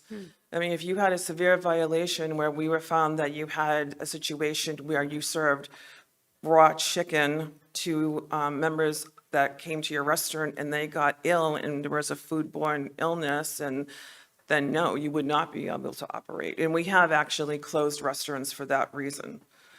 So there's a notice, it's posted, and then people can call our office and we can tell them why that particular food establishment was closed and for how long and what has to happen before they can reopen. So in the event that something like that happened and they were subject to the second reinspection, they'd have to pay the $250 fee and appear before the Board of Health before they could reopen? Correct. Okay. Okay, thank you. I just wanted to make sure I understood Sure. the process. Great, okay. Mr. Cohen, did you have a question? No, Mr. Quintel? Question? Hey, Karen. I know how this works. And I'm okay with it, but, I mean, I just have a problem with like the $3,000 fee. I mean, we probably wouldn't get to that, The but, $1,000 fee? yeah, Yep. yeah. I don't know, that's a tough Well, one. And then the second question is, financial burden. To give you an example, I had an inspection once, and the person that was doing the inspection, when we had the pizza shop, and our refrigerator is holds 3 trailers. So we had one section we're using for the pizza shop, and so she felt very strongly that we should have our own walk-in for that. So that was, probably 40 grand. We did it, but it's a financial burden, and we asked for time and we got it and we did it. It wasn't the town department that did it, so not that that matters, but, Well, it's the, I mean, if something like in that case is a little different, as opposed to the chicken. that's a little different. Yeah. That's not a direct impact, that's not a direct immediate impact to someone's Okay. health. Okay, So that's a little different. all right, okay, all right. You answered my question, thank you. Okay. Karen, I had one question. I'm always curious about how Plymouth's policies and practices compare to our peer communities. So I'm just curious, is this typically, is this a typical practice in Yes. most communities around us? In fact, I borrowed it pretty much from everyone who's around us. Okay, so we're not an anomaly by. By the fact that we weren't doing By it. the fact that we weren't doing it, Yes. not the fact that we are doing it. Okay. Correct. Okay, great. That's all I had. Do I have a motion? Make a motion that we approve the reinspection fees for food permit holders as presented. Okay, second. Second? Motion and a second. Discussion? Mr. Cohen? Yes. Mr. Quintel? Yes. Mr. Canty? Yes. Mr. Golden? Yes. And myself, yes. Motion carries. Thank you very much. Thank you. All right, next up on our agenda is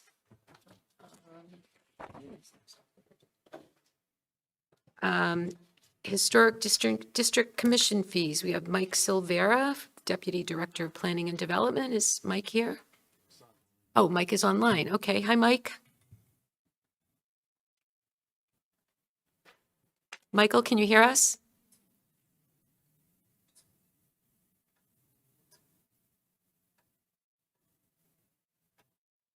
Hello, everyone. Can you all hear me?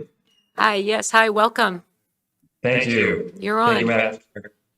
So the Historic District Commission currently does not have any fees. For those who are not as familiar with the commission, there are a number of different applications that they're responsible for within the district, of course. So there's a certificate of appropriateness, which is the most common application. And then there's additionally a certificate of non-applicability if an applicant feels that their scope of work is not applicable to the district's guidelines. And then there's also a certificate of hardship if someone feels that the guidelines that are required would present a hardship to their property or their finances.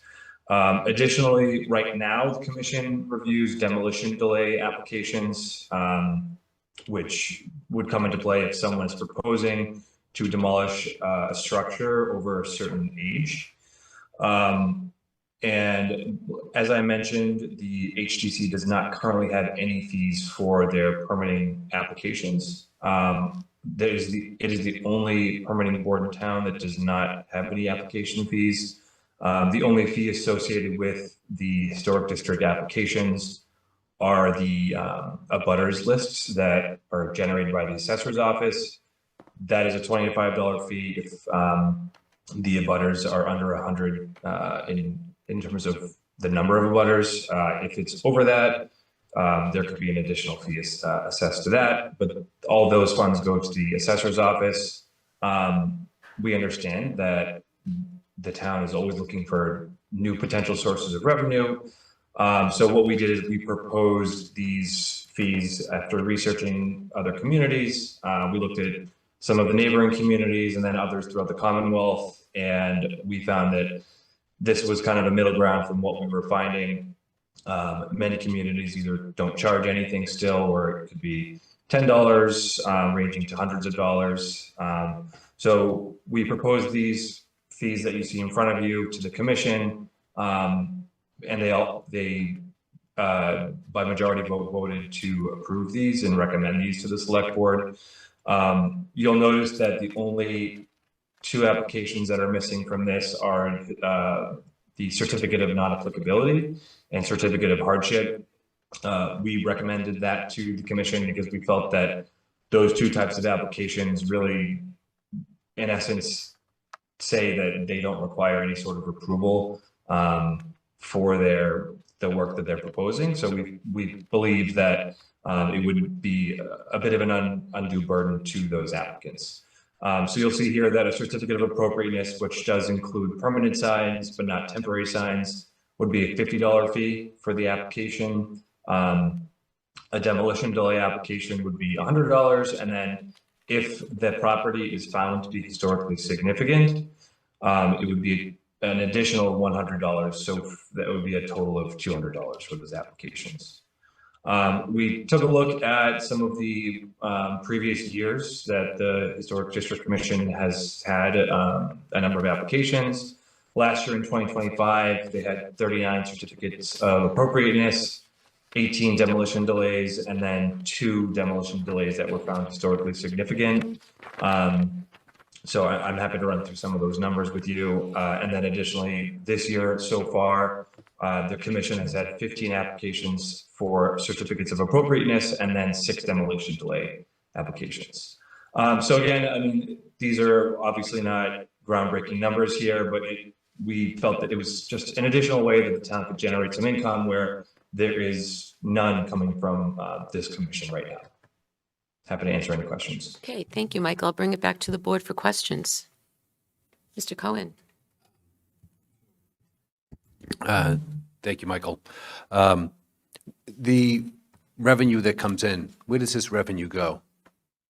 These, Just like most other permitting applications, it would go to the general fund. okay. And the numbers that you found when looking at other towns, this was the middle of the road. Yeah, it really was a wide variety. So some of them were a bit more complicated than others, and calculated square footage of floor plans, and it just seemed a little bit too complicated to do that to residents or businesses. So we felt that this was a good middle ground that would at least produce some revenue to reimburse the mailing costs and the legal advertisements, but not too burdensome where it's becoming an additional financial hardship for folks. Okay. You make reference to temporary signage. Last week, we were doing some, we agreed to a policy in terms of signage temporarily. Is this the same process? Are we putting another fee on top of that? Because we were hearing last week a presentation on temporary signage in the downtown businesses, like sandwich boards and things of that nature. Is this on top of that or part of that? Or how does that integrate with that policy? Sure. So temporary signs would actually be exempted from these fees. So if someone were to apply for a temporary sign, they would not be required to pay an additional fee to the Historic District Commission. Okay. Okay, very good. Thank you. Other questions? Mr. Golden? Thank you, Madam Chair, and thank you for your presentation, Michael. On the demolition delay, is that the waiver process that you're talking about? Waiver in terms of, I'm sorry, I'm not familiar with that. I don't believe. Is this someone coming who's requesting a demolition delay or requesting to waive the demolition delay that's already imposed?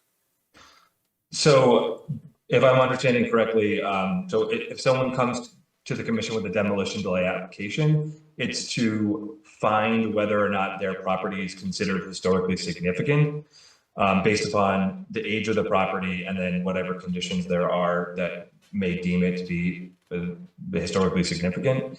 If it is found, so automatically that's a $100 fee, and that goes for anywhere in town, not just within the district. If the property is then found to be historically significant, it would be an additional $100. So this is someone who's looking to demolish a property that Correct. could have historical significance. That's correct. Okay. So if it were found to be historically significant, they could still demolish their property. It's just delayed for a certain period. No, I understand that. Okay. So you're saying that if the property is found to be historically significant, you'll add an additional 100 onto that? Yes. Why would we do that? It's the thinking behind that is to mitigate the loss of the historical property. Because if it is found to be historically significant, then the commission is essentially saying that there is some value to this property in terms of its history. It's certainly nothing that you would need to keep there. If you want to just make it the same as the other demolition applications, that's perfectly fine, but that was the thinking behind that. Yeah, I guess my thought is that when you file these applications, any fee that's associated with it should be utilized towards the administrative overhead for processing such applications. I don't see that. I don't think that an additional $100 actually mitigates the loss of any historical property in the community. I'm not certain that if we're talking about a historical property, that there is a dollar amount that will mitigate the loss of that history. I'd prefer that we just keep it at a flat fee, and I'm not opposed, given that this is a historical community and that we pride ourselves in our history. I'm not opposed to having a demolition delay permit fee. I would rather it just be a single fee that is charged regardless of whether or not your property is found to be historical. Sure. I would also, Mr. Cohen mentioned that we put in a policy for temporary signage last week. I was opposed to that measure last week. I do think that we are continuing to just pile fees on top of our local businesses. I would prefer that we do not move forward with a certificate of appropriateness. So those are my thoughts on the matter. Thank you. Mr. Cohen?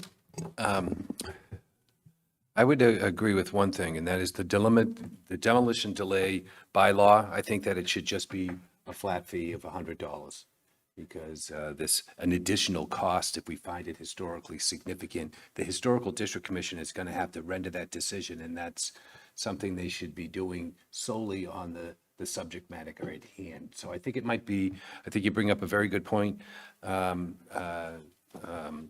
David, about a flat rate fee on the demolition delay. But I want to go back to this idea of this money that we're collecting for these fees go back into the general fund.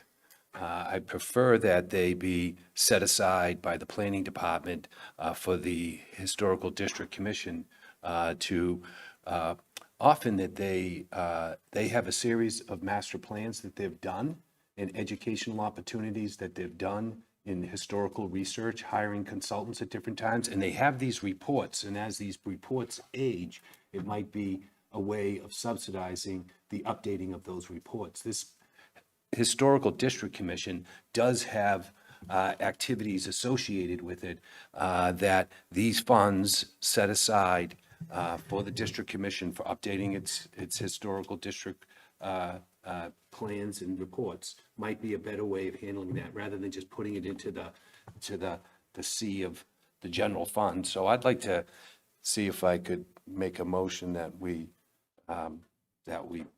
put these fees aside for the Historical District Commission for use for updating their studies and reports and plans for the historical district. Okay, I'm going to go to Mr. Canty. Did you want to address Mr. Cohen's Yeah, suggestion? And then Mr. Golden, we'll go to you. So that's really like, you'd be trying to establish like a revolving fund, so you'd need a town meeting article to do that. So we couldn't do that. We can't create a revolving fund ourselves. We need town meeting action. So that's something we could certainly look at when the Right. warrant opens, but I don't imagine it's going to be that much money that's going to come in before we could establish the fund. But just in terms of procedurally, that's what we would need to do. All right. Mr. Golden, you had a question. Bill, are you withdrawing you- that motion? I'm withdrawing that motion. Excellent. Okay. Thank you. I didn't realize it was an official motion. so- I do have one question about the signage piece. Michael, when a business decides to put a new permanent sign in, do they already have to pull a permit to do so? Do you mean like a building permit? Yeah. Yes. And is there a fee associated with that? Yes, there is. So this is a fee on top of a fee. That's correct. All right. I would implore my colleagues to reject the fee on top of a fee. Mr. Canty, you had an additional question. Yes, Michael, so with this demolition delay, if found historically significant, you'd send out some type of notice to the person, that the property owner, that was the determination and that they owe an additional $100? Would that be the process you're envisioning? Yeah, and so with the demolition delay applications, if it is found historically significant, it then goes to a notice public hearing. So there would be an additional notification sent out from there. Okay, so in my day job, the court system used to apply a lot of small-time fees, like $50 to $65 probation service fees, court cost fees of $100, counsel fees, which are still applied but often waived at this point. But most of those small-time fees were viewed, because they were after-the-fact fees, it was too much time spent pursuing small money to be worth pursuing small money, and it was just more cost-effective to not do that. So I think whatever fee you charge, it should be upfront and it should be consistent rather than any admin process to pursue additional fees, I think is going to cost staff time and unnecessary admin complications. So I would not be in favor of the subsequent additional fee on that. Thank you. Thank you. That's helpful feedback. Okay. Do we have a motion? So just Oh, you have another question? Okay. to Mr. Canty, you're saying on the demolition delay or all of them? No, the demolition delay, because you pay the 100. Yep. And then if it's found historically significant, then you'd get like a bill for an additional 100. Yep. And just having seen that play out with the state, it just was not worth pursuing $55 to $100 in fees. The amount of time spent on it was a waste. I was- And yeah. I was just trying to get a handle on what segment you were pointing out. But it does bring up, again, Mr. Golden does bring up a point that we have a fee on a fee, but let's look at a fee on the fee. And the fee is associated with the historical district. So the town of Plymouth has these fees that are sharing for anyone applying for a sign throughout the town of Plymouth. So I got it. But why are we doing a fee on a fee? Because it's a historical district commission. Because we want to take in some added money and dedicate it to this very unique part of Plymouth. It's part of our tourist industry. It's a part of our history, our culture. There's a lot of moving parts to our downtown. That's why it's even more important that we would take any of small amount of money coming in from the historical district and redirect it into the historical district. So I think that rather than pass this, I think that we would think about fall town meetings, setting up a revolving fund to handle these fees appropriately so they get directed to the historical district. Because if you're going to put a fee on top of a fee in the historical district, you want to turn to those businesses and say, that extra money that you put in is because you're in this district and we're going to reinvest that money in this district. So I just think that this might be I think if anything like this was to pass, I would want to couple it with a article to town meeting establishing a revolving fund, so this money would have somewhere to go to benefit the people that are paying into this cost that we're putting in front of them. So I think this request might be a little bit ahead of itself. And I feel uncomfortable voting for it at this point without that guarantee that this money is going somewhere that re-benefits the people that are paying for it. Mr. Canty? So I hear you as to that, but I would say that all that would happen if we started charging the fee now is it would temporarily go into the general fund. And then if that revolving fund were established in the fall town meeting, once that exists, it would capture the fee. So if we don't impose the fee now, then the town is leaving money on the table that it could acquire. I don't think it's going to be a large amount of money, but it's still creating the revenue stream that can then be captured and removed with that article at town meeting. Could it be retroactive? I don't think you could, no. Okay. But I would be surprised if it's more than more than $1,000 or so in that period of time, but Okay. I guess we'll see. Yeah, it also gets the discipline out there in the community too, that this is something that we're doing. But it is only $1,000. I understand, but these businesses in the downtown, they're being asked to pay more than the businesses outside of the historical district. And often when you're involved in these areas, let's say it's parking, where people are waiving parking and they're paying into the parking fund, and that parking fund is going to benefit the neighborhood. I could see why those fees are collected. In this case, I think that we might want to wait until we're, consistent, simultaneously go into fall town meeting with a revolving fund attached to this. So I still am not prepared to vote for this tonight. Okay, does someone want to make a motion? I just have one more follow-up question, Madam Chair. Thank you. Michael, could you just give me the numbers again real quick? How many certificate of appropriatenesses did you issue? Yes. So in 2025, there were 39. So if the fee schedule that's proposed were in place at that time, it would have been $1,950 collected for those applications. And then there were 18 demolition delay applications found not historically significant. So that would have been an additional $1,800.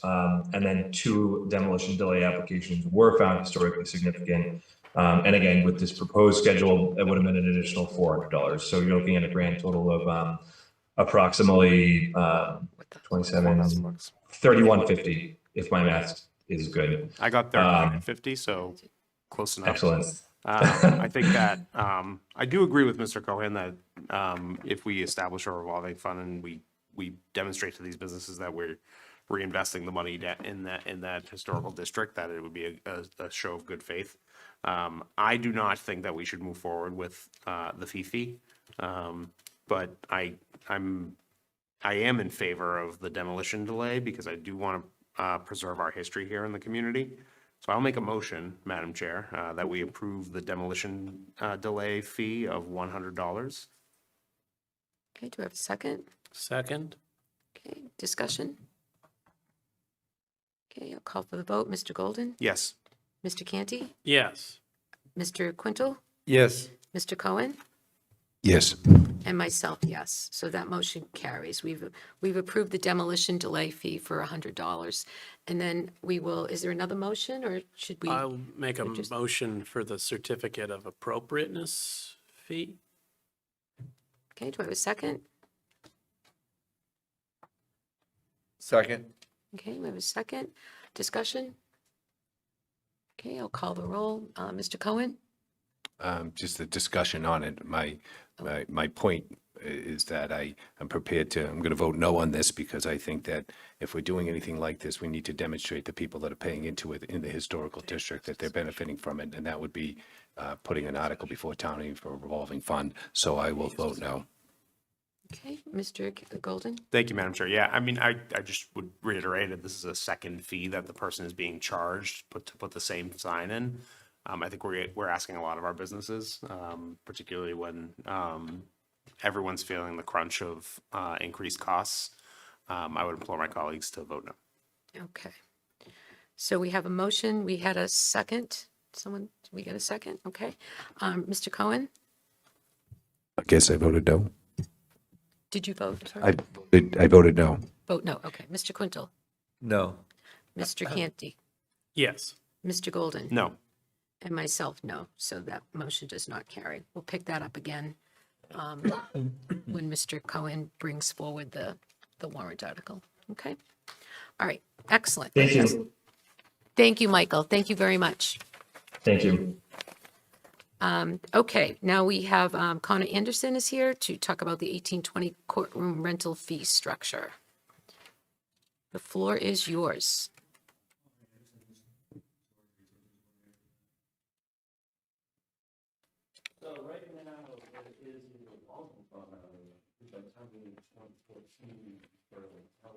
With the maintenance of the 1820 courtroom. What's supposed to be going in there are rental fees from using the courtroom and then also rental fees from the town green. There's $0 in it. And part of the reason is because there is no rental fee for using the courtroom. So I had come up with a tiered system or a tiered fee structure that you all have. And I think this is just a good way to get some money in there, hopefully. The tiered system was based off, I did a little bit of research for places of similar, like historic buildings that you can rent out, stuff like that, you know, for town events, no fee. If you're a local nonprofit or non-public schools, it's just cost recovery, which is just maintenance and security. Private meetings, weddings, non-local organizations, $25 an hour plus the cost recovery. And then commercial filming, film shoots, professional photography, and corporate marketing would be $500 a day plus cost recovery. These are on the lower side, since this is a brand new sort of rental space, I suppose. I think if we start low, we can at least get people in the building and then go from there. Any questions?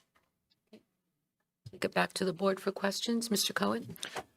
Thank you, Connor. Yes, it has been noted that this revolving fund has a zero balance. It was set up by town meeting back in 2017. I think Mr. Malaguti has noted this in the past, that this balance is zero. I do drive by the courthouse green and I see all sorts of events on that green, and I was wondering, what are we charging to use the green? We are charging some amount of money for the green and the courthouse green. So that has been rectified. I reached out to planning development. Lori Malini Ayotte is the person in charge of renting out the courthouse green. I'm not positive on the fees, but I've been working with finance to get money that has been collected in the past retroactively put into that account because town meeting did approve In the 17. funds from there to be into this account. Yeah, and I think the building opened in 17. So that's when the green was, so now that's 9 years ago. Yes. So there's 9 years of fees that need to be transferred into this account. Exactly. Okay, good. So you're on top of Yep. that. That's good to know. Second is that the 1820 courthouse, Mr. Quintel and I have been able to kind of go over the building, and we're working on a description of things that we have noted that need to be paid attention to. And one of them is obviously the 1820 courtroom. You have a $25 fee. I could see that for like weddings where people are coming into town and they want to use the room for those photos in that moment for half an hour. Maybe you might do $25 for a half hour and $50 for an hour, because if you go to the Spire Theater and you use the Russell Room, or if you go to the Otto Fielder Room, these rooms are in excess of $50 an hour. So this $25 hour fee is really low. It is. And we need to kind of, I could see we do that for the weddings, kind of a cost efficient for a photograph. But maybe for non-wedding events over half an hour, that it's $50. I think that might be something that we should look at, because the room is now 9 years old, and there's certain things that need to be done in there. So I think that might be, I know you want to take a conservative approach to how much you charge per hour, but maybe we do a half hour and then the hour rate, because very few of the weddings use an hour. They usually use a half hour. So it might be a way of addressing that. So I kind of favor a half hour rate and an hour rate for the 1820 courtroom. Okay. Mr. Golden? Thank you, Madam Chair. Connor, thank you for being here tonight. Can you tell me a little more about what cost recovery means? So it'd be a custodial, the salaries of the custodians, plus the OT, if it comes to that. And then if there has to be like a police detail, we're talking like a huge event, if there's going to be police detail, to close off the streets, whatever that may be. But for the most part, it's just going to be custodial services. Okay. How many events do we have in the courtroom? Weddings? No, events in general. Well, I'm saying weddings is part of Oh, this. So how many weddings roughly, Kelly? Any idea? Oh, so hold on. So, Ms. McElrath, our town clerk, would you mind coming up to the podium?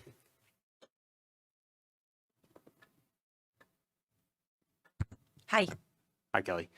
Mass General Law permits town clerks to charge for wedding services, correct? Correct. And what is the fee that they allow?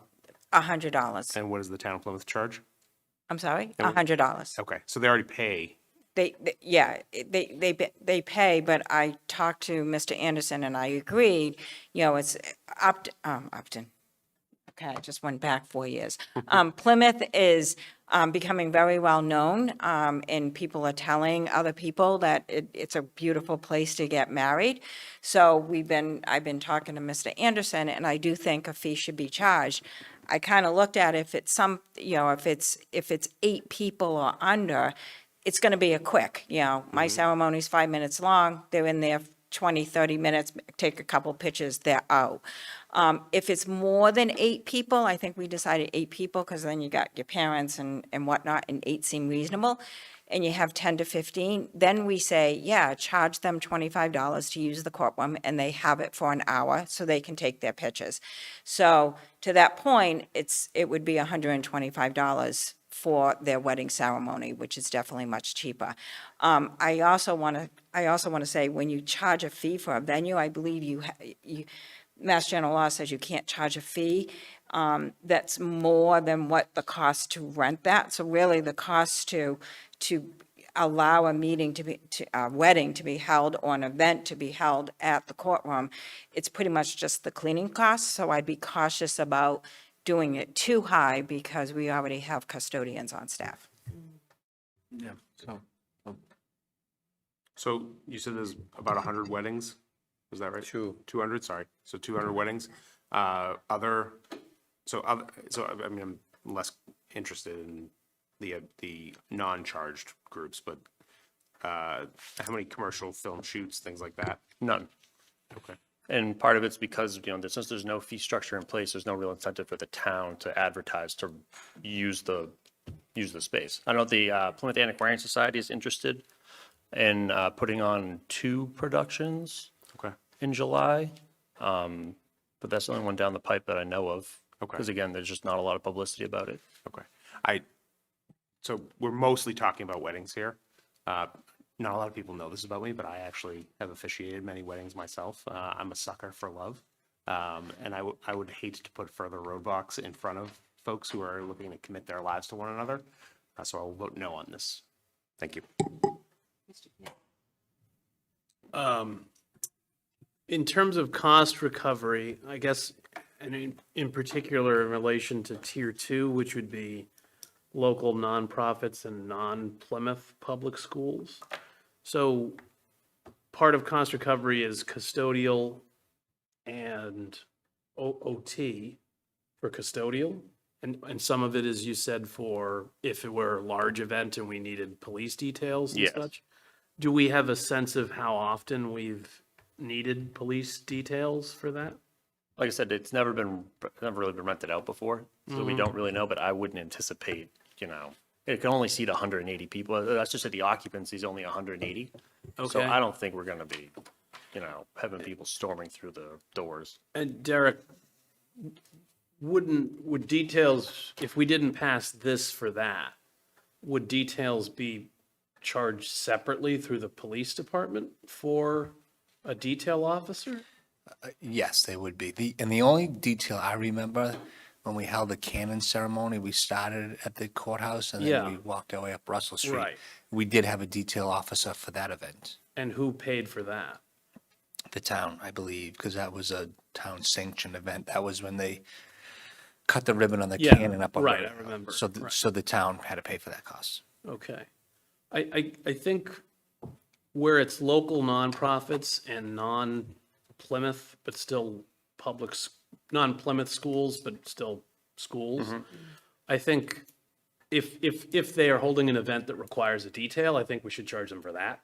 But if it's just, like, I know like Sustainable Plymouth had an event in February of 25 in there about bees and butterflies, I think, in the traditional sense.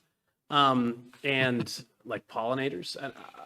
I don't think they needed security, but they had some custodial, and I'd like to be able to maintain a local nonprofit making use of a public space like that without too many barriers. Obviously, if they're going to need the details, that's a different thing, but I would be in favor of not charging them unless they need a detail. Derek? I would just add that relative to custodians, per the Cobra collective bargaining agreement, I believe, off the top of my head, that if there are more than a dozen individuals in that space, we are required to have a custodian on staff. Okay. So if there was less than 10, we wouldn't have to bring a custodian staying on a Saturday, but if there was more, I think it was a dozen is a magic number, we'd have to bring a custodian and we would incur that cost. Do we have a sense of how often local nonprofits and non-Plymouth public schools are renting or using, because they're not renting right now, or using that space? No, honestly, there isn't a ton of uses that I'm aware of. It's certainly not regular. Yeah, I could only think of that. I could think of we had a ceremony for the Wampanoag there, but Yeah, that that was was- our choice. Those towns. so. Right. Right. So, because we are taking our first steps into this realm, I think I would be more comfortable starting charging people at the tier 3 and tier 4 rate, unless they require a detail for tier 2.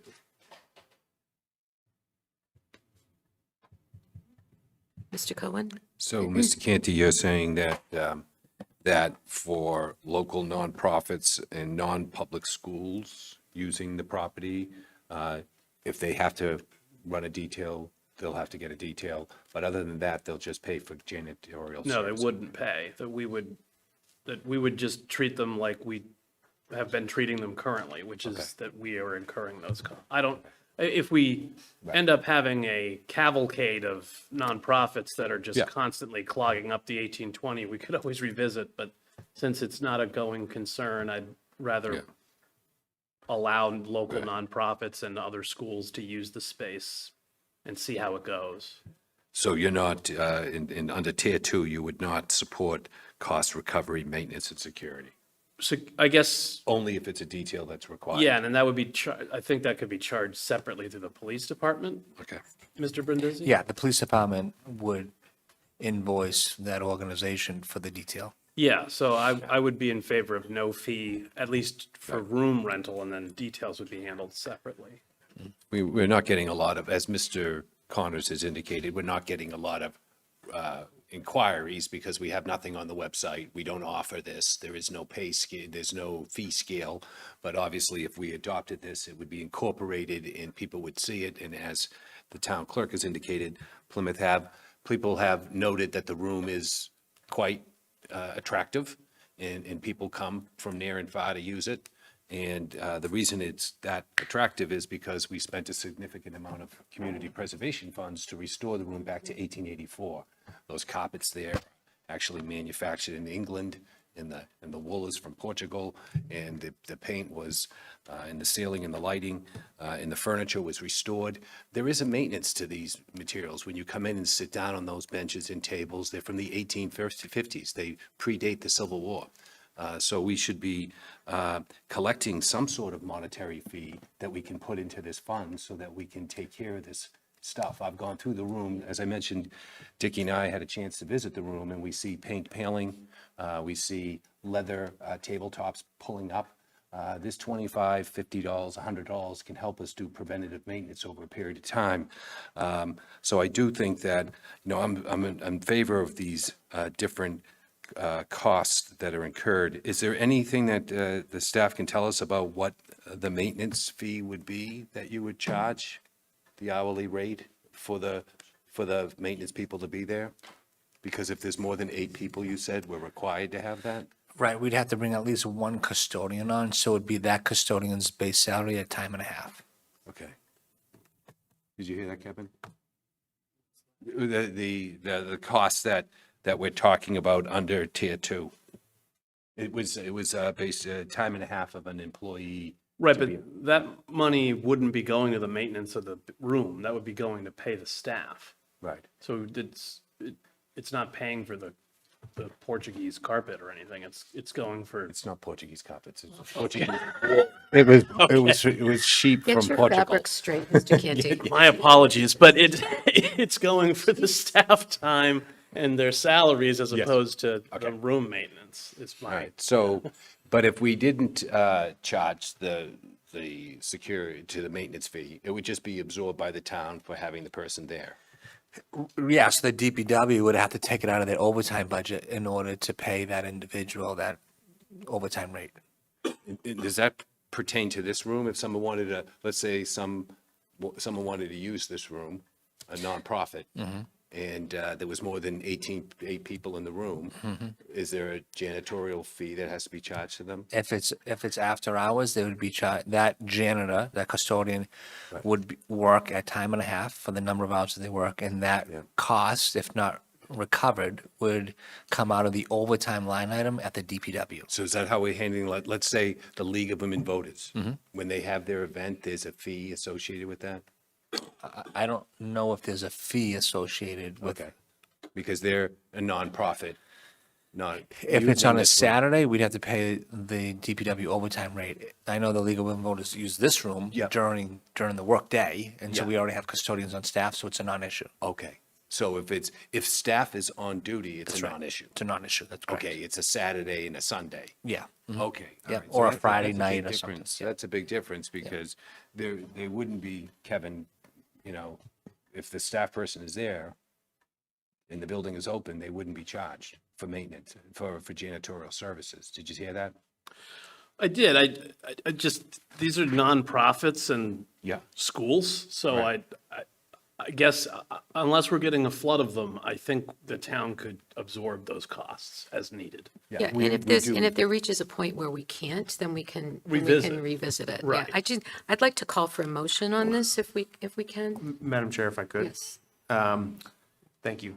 I do have one more question for Ms. McElrath. Kelly, would you say out of those 200, what percentage of those folks want to get married on the balcony versus in the courtroom? I always offer the balcony. I'm sorry, I always offer the courtroom. And if it's a nice day and so we would be reserving the courtroom for that half hour. And then if they choose that it's a nice day and they want to do the balcony, we would still be charging them the fee. But what percentage of them end up on the balcony? It's tough to say because it really is so weather dependent. You know, like I did one yesterday that I thought would end up in the courtroom because of the weather yesterday, but we did go up there for the 5 minutes to do the balcony How wedding. about this? How many weddings have you done this week?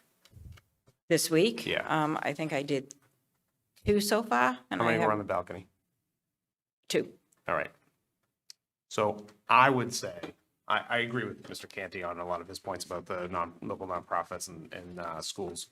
I would say if there's an area for compromise, I would be in favor of this if we could exempt weddings, say, fewer than 20. So anything that's 20 or more, we would charge. Anything that's 19 or fewer, we would not charge, Based on attendees. based on attendees. And would you charge the $25 an hour, or would you increase that fee? I'm fine with the fee as established. Okay. Yeah. Okay. Do you want to make a motion to that? So can I- Can I ask a clarifying question on that before you vote that? What happens if they tell me that only 15 people show up, so I say there's no fee, and then 25 people show up? What am I supposed to do? Collect the fee. So can I? It's more of the fact, it's more the fact that I might not be telling them that there's a fee until everybody shows up. Yeah, I mean, I guess we would, like, how do they end up registering for a wedding with you? I usually tell them that if they have more than 15 people to let me know, but sometimes they show up with 20, 25 and don't let me know. No, but I mean, like, so these weddings, they pre-register with you already, it sounds like. Yes, it's on my calendar.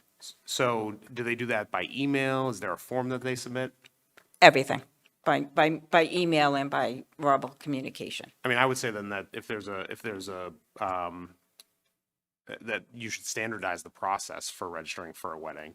And if there's a form that you would advertise any weddings that have 20 or more attendees, that they would require a fee. And if they register and well, I guess I have a further question. I guess the reverse of what you said, if they register for 20 and only 19 people show up, would you not charge them?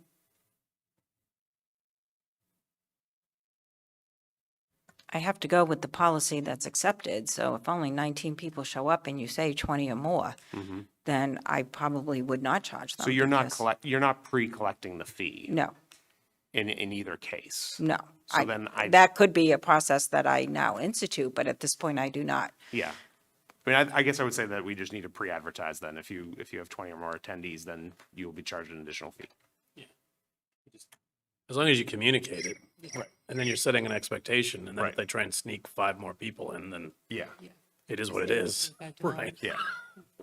So I would make that motion, Madam Chair, that we, hang on, let me get the paper back. That we approve the 1820 courtroom fee structure for tiers 3 and 4 with the amendment that we would exempt weddings with attendees of 19 or fewer. Okay, do I have a second? Second. Okay. Discussion? And that would require the town clerk to notify anyone, it's the application process of, they'd be notified that it's free, at 20, it's $25. There's a $100 fee. What is the $100 fee for? The $100 fee. They're already paying $100. The $100 fee is the justice of the peace fee for performing the ceremony allowed by Mass General Law. Okay. That would be, you're the justice of the peace, so you charge, the town isn't charging. That's a separate fee. So, okay, so, all right, so I'm supportive of Mr. Golden's proposal. You know, I do look forward to finding out what the fees have been for the training, for the courthouse green, and what retroactively we need to identify. I think that's going to be maybe the major revenue generator to help keep the courtroom up. So I don't think it's going to be these fees, so I'm supportive of what Mr. Golden has put forward. Okay, so we have a motion on, made and seconded. I will call for the vote. Mr. Golden? Yes. Mr. Canty? Yes. Mr. Quintel? No. Mr. Cohen? Yes. And myself, yes, so the motion carries. Okay. Thank you. One more fee discussion. Town clerk fees, Ms. McElry. Thank you for having me this evening. So one of the things that I've been looking at since I got here 4 years ago is the amount of, as you know, the town clerk offers a lot of certified copies of birth, death, and marriage certificates, as well as marriage intentions and other certificates that we do. And with the previous town clerk, Alvera, we went through and we looked at what other towns charge, like similar sized towns, and we were definitely on the low side. And I even indicated here that, you know, some of our smaller towns beside us, like Kingston or Plimpton, they don't charge what I'm looking to propose here.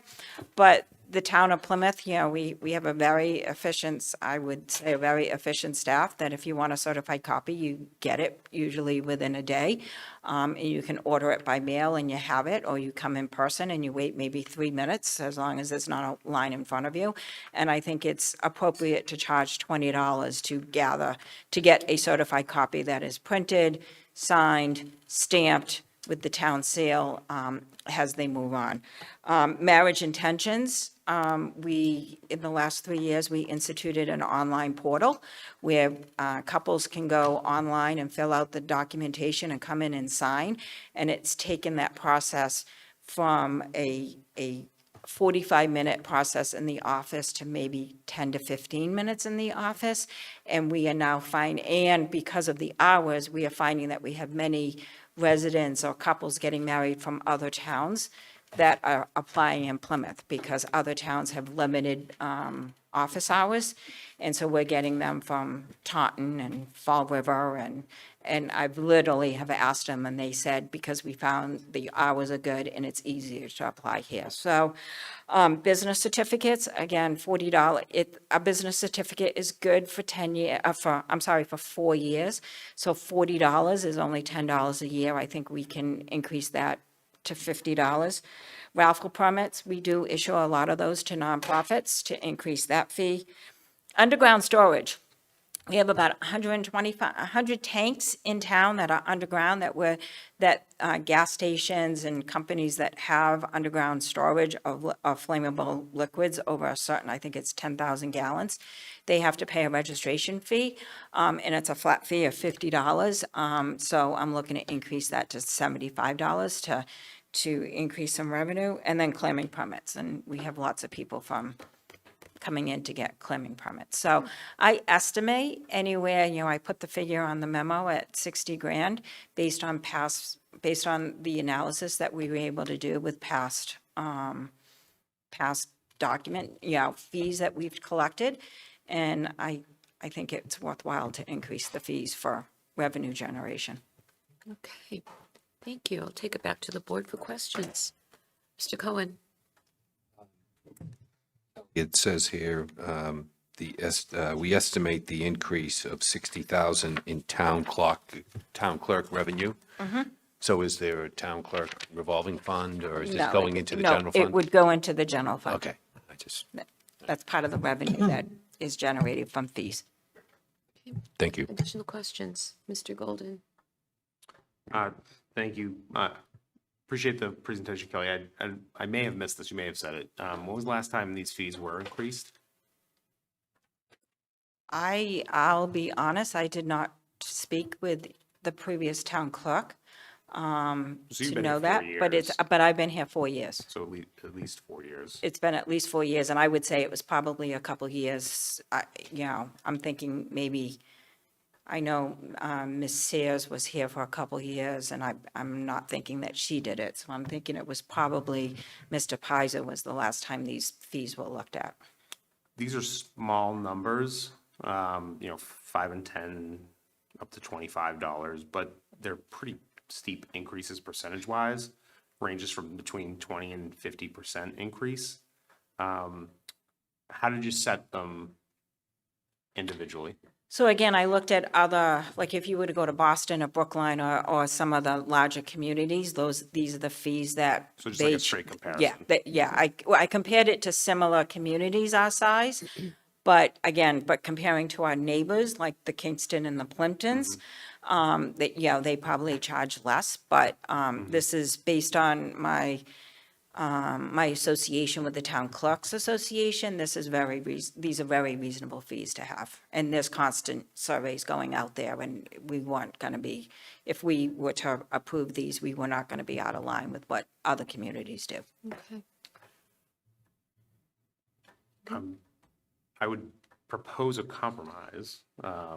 I think that I would prefer that we don't charge people who are coming in for death certificates more.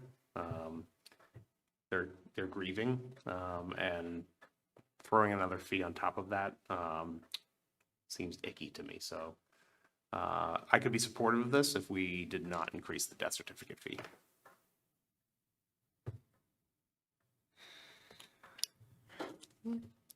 Any additional questions, Mr. Canty?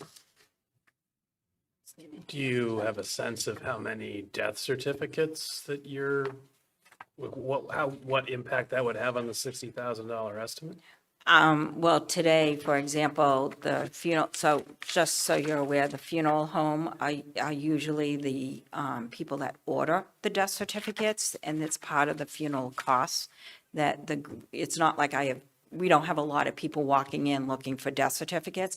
And today we had a local funeral home come in, and they asked that there was 20 for one and 10 for another, so it was $450. So if you were to not do that, it would be that much more, the $5. I can't do the math that fast at this late at night. So, but that was $450, I think, for 30 certificates. So for another, whatever that works out to be. Okay. And I agree with you, Mr. Golden, that people are grieving at that time. And I don't mean to make this sound callous, but it's the cost of doing business. Unfortunately, when a loved one passes away, they need these certificates in order to get the affairs in order. So it's not even so much that they're grieving. I'm not gonna say anymore. I'm done. Well, they wouldn't know that the fee is, they're not going to get a notice. By the way, you're paying $5 more this year. Correct. Like, So- it's mostly Already- mostly, we have a lot of arrangements with the local funeral homes. Right. That they, and they say, I don't think they're overselling death certificates. How many do you think you need? And if they say Right. they need 3, they get 3. And, Right. and the funeral home will pay for that cost and then Yep. pass it on to the. Yeah, there are a number, having had recently gone through needing multiple copies of death certificates myself, there are several purposes that you need fresh copies of death certificates for. So I don't think it's an unreasonable increase based on the fact that these haven't gone up in a while. And they are of vital importance to getting certain benefits and other things accomplished and when you're settling an estate. And I guess the collective amount being of 60,000, that's about the wages of an employee, depending on the employee. And obviously, we're going through some financial challenges. So if we're able to leverage the work we're already doing to try and make it easier for us to deliver the services that are being delivered here, then I think it's a worthwhile increase. Hence the reason for our analysis that we did before Alvera left. Thank you. And I also think that with the efficiency with which you provide these services to has a value to it that I don't think we can underestimate. So I would be supportive of this as well. Okay, do we have a motion?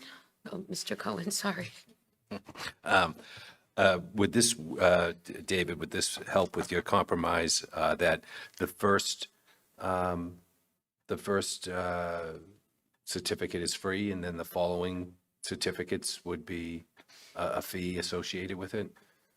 So that, we're giving out the death certificates where there isn't any fee change for the first one, but for the others, there'd be a fee. Defer to the clerk before I answer. Yep. I will say that there are many death certificate, well, I shouldn't say many, but there are death certificates when the cause of death is not immediately known and it's referred to as pending. So we do issue free certificates when it's pending because a lot of times those certificates are not worth, like insurance companies won't take them, certain agencies will not take them. So those we do offer, quote, free of charge. We give them like one or two for free for that reason. And then it's when the cause of death comes back and it's recorded on the certificate. Those are the ones that we charge for. Thank you. I guess my question as a follow-up, Kelly, would be how many single certificate requests do you get? You get the one-off, maybe once or twice a week, if that. It's very unusual for someone to come in and ask for a death certificate. And if they do, it's normally because they realize they never took the deceased name off the deed and they have a closing on the house, so they need the paperwork in order to do that. It's more like one-off or they found money at Massachusetts, Find My Money, and they need the death certificates and a death certificate in order to do that. So there are not many one-off death certificates. It's mostly when the person unfortunately passes away. Okay. Mr. Canty? Referencing my comments from earlier, small moneyed amounts, keeping track of them for admin purposes is not worthwhile. So I know in my situation that I needed batches of death certificates at different times based on settling accounts and aligning up benefits and stuff. And if the town clerk was looking at like a ledger with how many I'd done, like that time is not worth keeping track of, to be honest, because a lot of people are going to be in a similar situation where they have to send things to different institutions. And then whether it's the difference between, it's unclear to me whether Mr. Cohen means the first one would be completely free or if it would just be the $15 fee versus the $20. But either way, it's not an amount of money worth the admin task, in my opinion. So I think that we should just maintain it as presented personally. Okay. Do we have a motion? I will make a motion to approve the listed fees as presented. Second. Okay. Discussion? Okay, I'll call for the vote. Mr. Golden? No. Mr. Canty? Yes. Mr. Quintel? Yes. Mr. Cohen? Yes. And myself, yes. So the motion carries. Thank you very much. Thank you. Okay. We are moving right along here, and our final item on our agenda proper is board and committee appointment process. This is something that we've been discussing a little bit here and there, and Mr. Canty is prepared to take us through the discussion.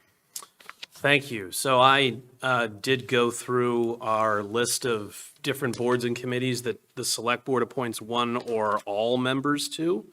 There are some that we only appoint individuals, some we appoint a portion of, and some we appoint the entirety.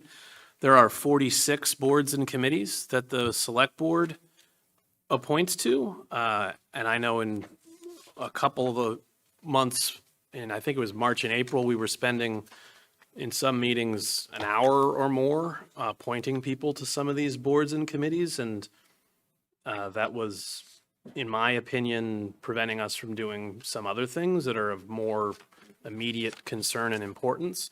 Not to say that our other boards and committees are not valuable, but just that perhaps revisiting the method and means in which we appoint people to boards and committees would be a worthwhile endeavor. So I identified these different committees and broke them out into groups, boards and committees, and broke them out into groups.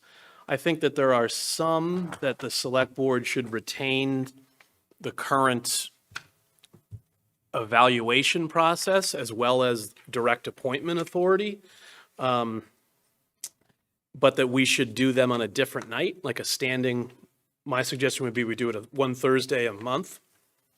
And we could perhaps consider doing public hearings or informational presentations on that same night, so it's not just the appointment night, because we occasionally have those come in, and that would preserve our Tuesdays for the higher level policy discussion, reviewing the budget, or analyzing a assortment of fees that the community is going to charge its residents. So that's one way we could free up some time on our Tuesday agendas. And then the second component would be that there are some boards and committees that would, in my opinion, potentially benefit from staff doing the evaluation and then submitting recommendations to us that we could either confirm or disapprove of in admin notes at a meeting. So we would still be the appointing authority, but it would be vetted essentially by staff as relevant. They are listed in the materials, such as the steering committees could be assessed by planning staff and assistant town manager, cemetery committee by DPW, Cal advisory board by Health and Human Services, and the list continues. I will not read it out verbatim, but my colleagues have it in their packets, and it's in the packet that's available online. And then lastly, there are some others that we could also delegate, but to a appointment advisory committee that could do the interviewing and vetting process, submit those recommendations to us, again, for admin notes. Again, we would have the ability to decline to appoint those people or to affirm them if we chose to, so we would still be the ultimate appointing authority, but it would free up our responsibility for some of those. So there would be, if we were to go with, as I've delineated, we would retain current processes for 23 boards and committees, but do them on a Thursday. We would delegate for 11 boards and committees to staff to do the evaluation, and we would appoint via admin notes. And then for 12 boards and committees, we would delegate that to an appointment advisory committee. Oh, and we would also appoint people to the appointment advisory committee. So we'd be doing 24 boards and committees. But that would be, in a nutshell, my proposal. And I am amenable to having boards and committees moved about these various lists if people have strong opinions, but this is just my proposal for how to break it out. Great, thank you. Let's take some questions. Mr. Cohen? Hi. Yes. So had a chance to review your memo and look at it, and I probably have more questions. But I'm in a big favor of the first component where we're adding a night to the month to handle appointments and any other thing that we can find. So we free up our Tuesday nights to more working sessions dealing with the issues that we should be focusing our attention on. So these committee appointments, these licenses, or certain occasional presentations, we could put on the Thursday night once a month. You list the committees that would stay the same in terms of how we appoint them. I do have a few committees I'd like to move into that realm. Such as the Open Space Committee. I think the Open Space Committee is a very important committee. It's actually referenced in our charter. It's not just kind of a committee out there created at the pleasure of the select board or anyone else. It's actually in the charter, and it does have a unique appointing process where the planning board plays a role, the select board plays a role. So I would move that into the other column, along with the Little Red Schoolhouse is something that has, at different times, there's been confusion And I think moving them into this column does maintain this, this heightened sense of awareness of them as they go through the appointment process. And that brings about this other idea I have that number 2, considering delegating these responsibilities, that's the one place that I have a lot of reservations. I'd like to hear what my other fellow board members think. I think that we have a very important responsibility as elected officials, that this town has these committees and boards, and we should be taking the time to appoint them to these committees. I feel delegating this responsibility to unelected officials is something that I would have some reservation on your recommendation on section 2. I like section 1. I could live with section 3, just with a few things moved over. I like the idea of an appointment advisory committee. I think this is a very good idea. I'd almost agree to appointment advisory committee if we combined section 2 and 3 and put it all under one roof, where the advisory committee was doing this work and sending it over to us. And we could, handle it that way. That might be a way. I just don't like how it's described right now. I feel like that I want to participate more in that process of appointing people. This is to the North Plymouth Steering Committee. This is to the Net Zero Committee, Disabilities Committee, the Manamet Village Steering Committee, the North Plymouth Steering Committee, the Plymouth Center Steering Committee. These are important committees that I want to weigh in on in a direct manner, where applicants are putting their resumes in and we're interviewing them and we're appointing them. If we're going to do another Thursday night to handle that, I think we can absorb that that way. But I like a lot of components of this. Like I said, I like the Thursday idea.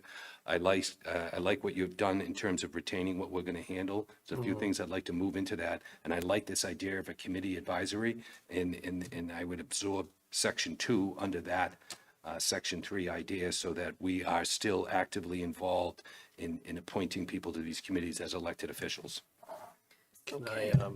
You can, yes. So please. with open space and the various steering committees, we only appoint one member to those. They're mostly appointed by the planning board. So I'm not saying that they're not important. It's just our contributions to those committees are minimal. I'm amenable to moving them, but just to point out that those committees will largely be appointed by planning regardless. So just for, and the ones that I did retain were ones that had taxpayer money or regulatory authority, or were advisory to the board on something important like land use and acquisition, or roads advisory, or groundwater discharge, citizens advisory, et cetera. Did you have a question? No? Yeah, I mean, I share some similar thoughts to Mr. Cohan on the deferral of our vetting process, but I think there's probably some general agreement on the additional night. I'm wondering, Mr. Canty, though, if instead of saying in your list of other items that we might add to it, you say other non-substantive administrative matters, would you be open to doing items deemed as appropriate by the as deemed appropriate by the chair? The reason I ask that is because there are things that come up like for instance, like sometimes we've called Like a Friday meeting a for Friday liquor meeting license. well, I think that's covered under the liquor license. I think is covered under other items here, but like we've convened a meeting to ratify the negotiations that the town manager has done with unions. I'd like to see that added to this night if it like aligns. So I actually I don't feel the need to eliminate non-substantive, but I would also like to see other substantive items that are time sensitive, I guess. Yeah, I don't have if it lines up, I mean, the odds are most likely wouldn't, but No, if it did, certainly. we might as well, rather than meeting on Thursday night and then Friday Friday at noon. morning. Right, that's a silly way to do things. Yes, I would agree with that. Well, I actually have a question about that. Can I jump in here please. with that? Yeah, sure. So if we're talking about setting aside like the third Thursday of every month, Couldn't be that one because that's COPC, but well, yes. whatever, you know what let me just do a hypothetical here. So let's hypothetically, the third Thursday of every month, we're going to have another meeting. But we don't often have appointments, enough appointments to warrant Right, a regular yeah. night. So I was thinking that we could just do it more on an ad hoc basis, that Yeah. once they, once we Right. have a critical mass of appointments, because we're not going to convene on Thursday night just for No, we're not one under appointment. we're not under a consent decree to do this. This is so, right. this reads like, though. So No, just, well, I'm thinking back to like in April and March where we had multiple meetings in a row. yeah. So that was- when we could, instead of doing 3 or 4 appointment meetings, we could do one. Right. And I guess I envisioned it like for, say, July, right? Any board or committee that we got an application for in the month of June, we would clump them all together and put them on the July meeting. Okay. And then all the July ones that come in, we'd do on the August meeting. And Okay. the only reason we'd take it off cycle is like, let's say an entire committee resigned and they didn't have a quorum, then Right. we'd deal with it separately. But if it's that ebb and flow, and then if there's nothing to do, we could, We don't yeah, have a take the meeting. night off. Yeah, Right. because, okay, But it just- because it we would- do have a lot coming up. Yeah.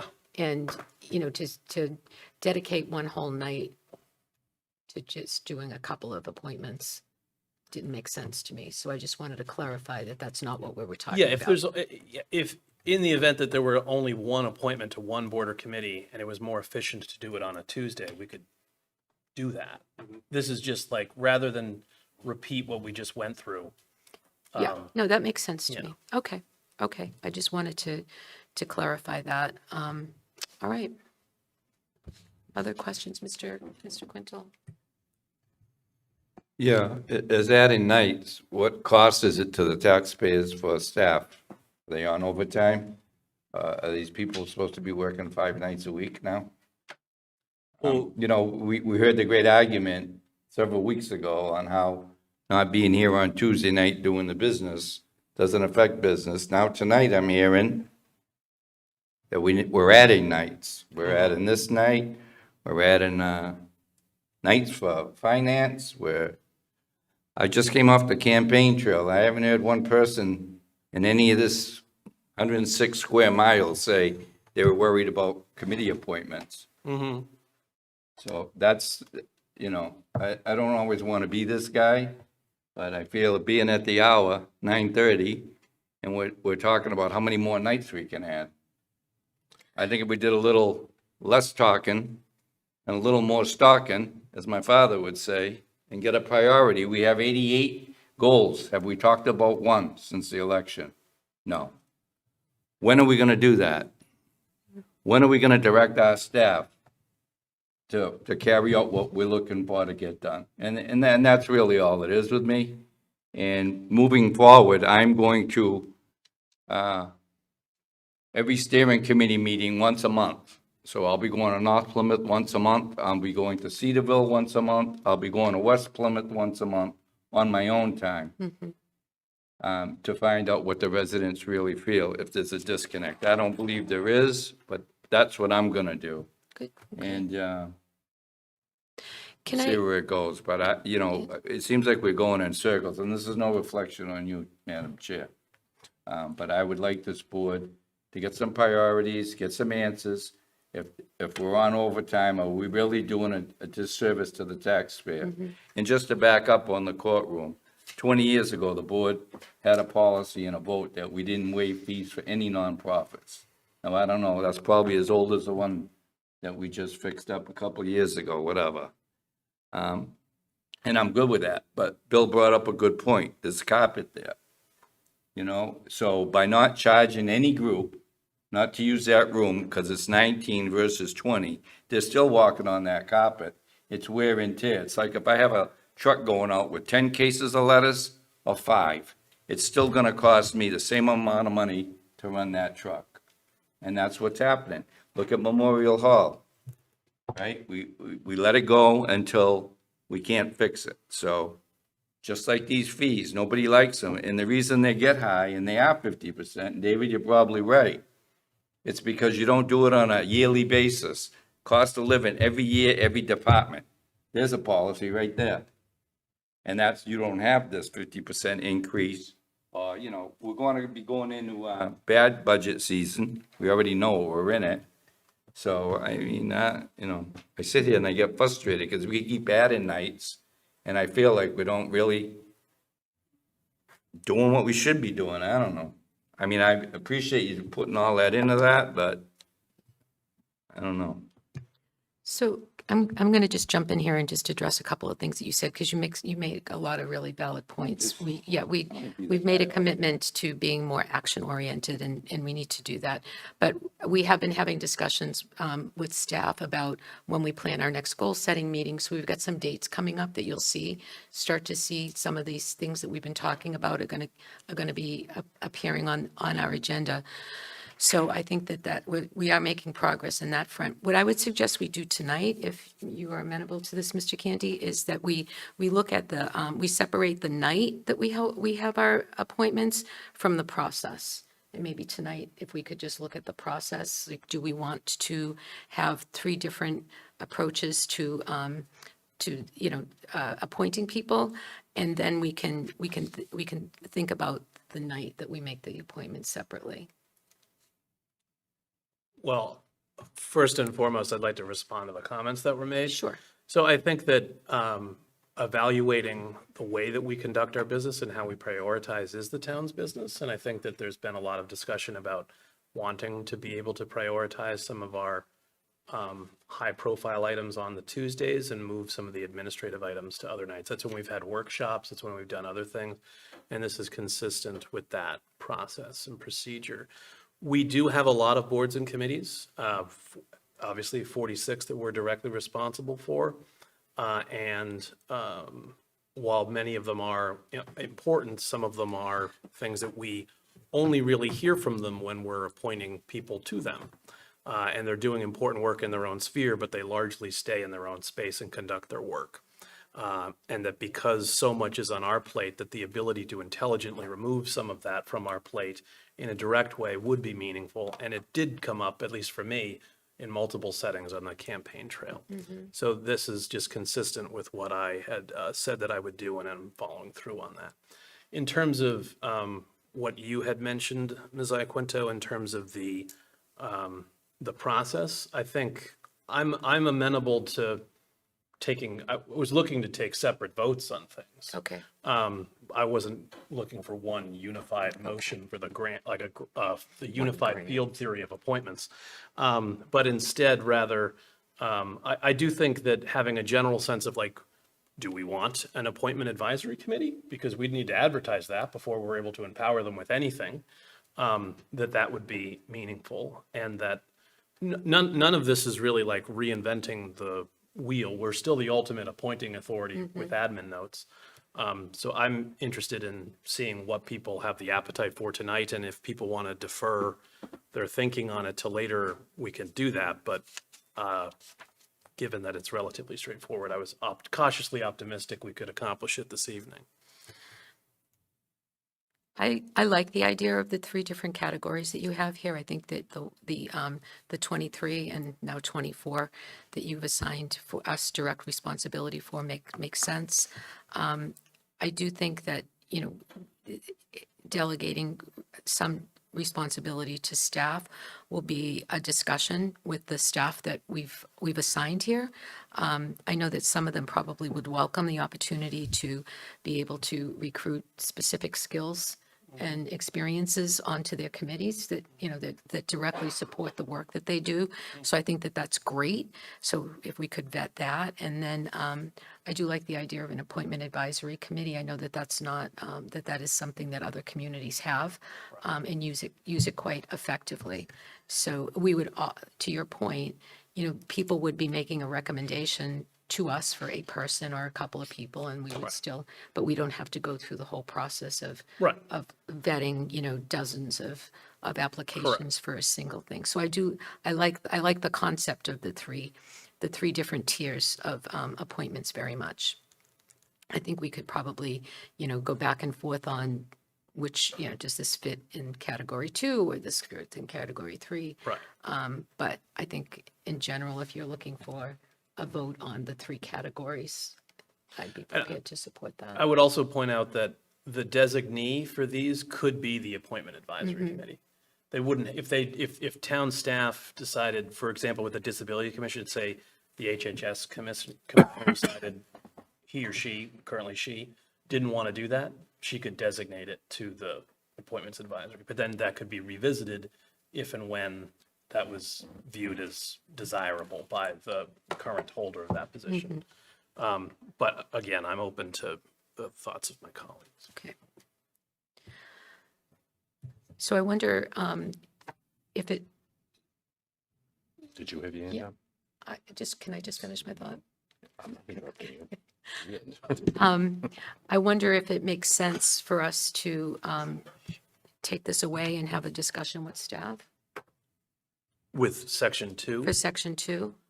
I mean, I'm fine with that. We could, if we talked about the night and we created the appointment advisory with at least these 10 or 12, then they have a mandate, and then we could just add to that mandate or not as need be. So I think that would at least be progress. Yep, okay. All right. Other questions, Mr. Cohen? Sorry, I wasn't interrupting.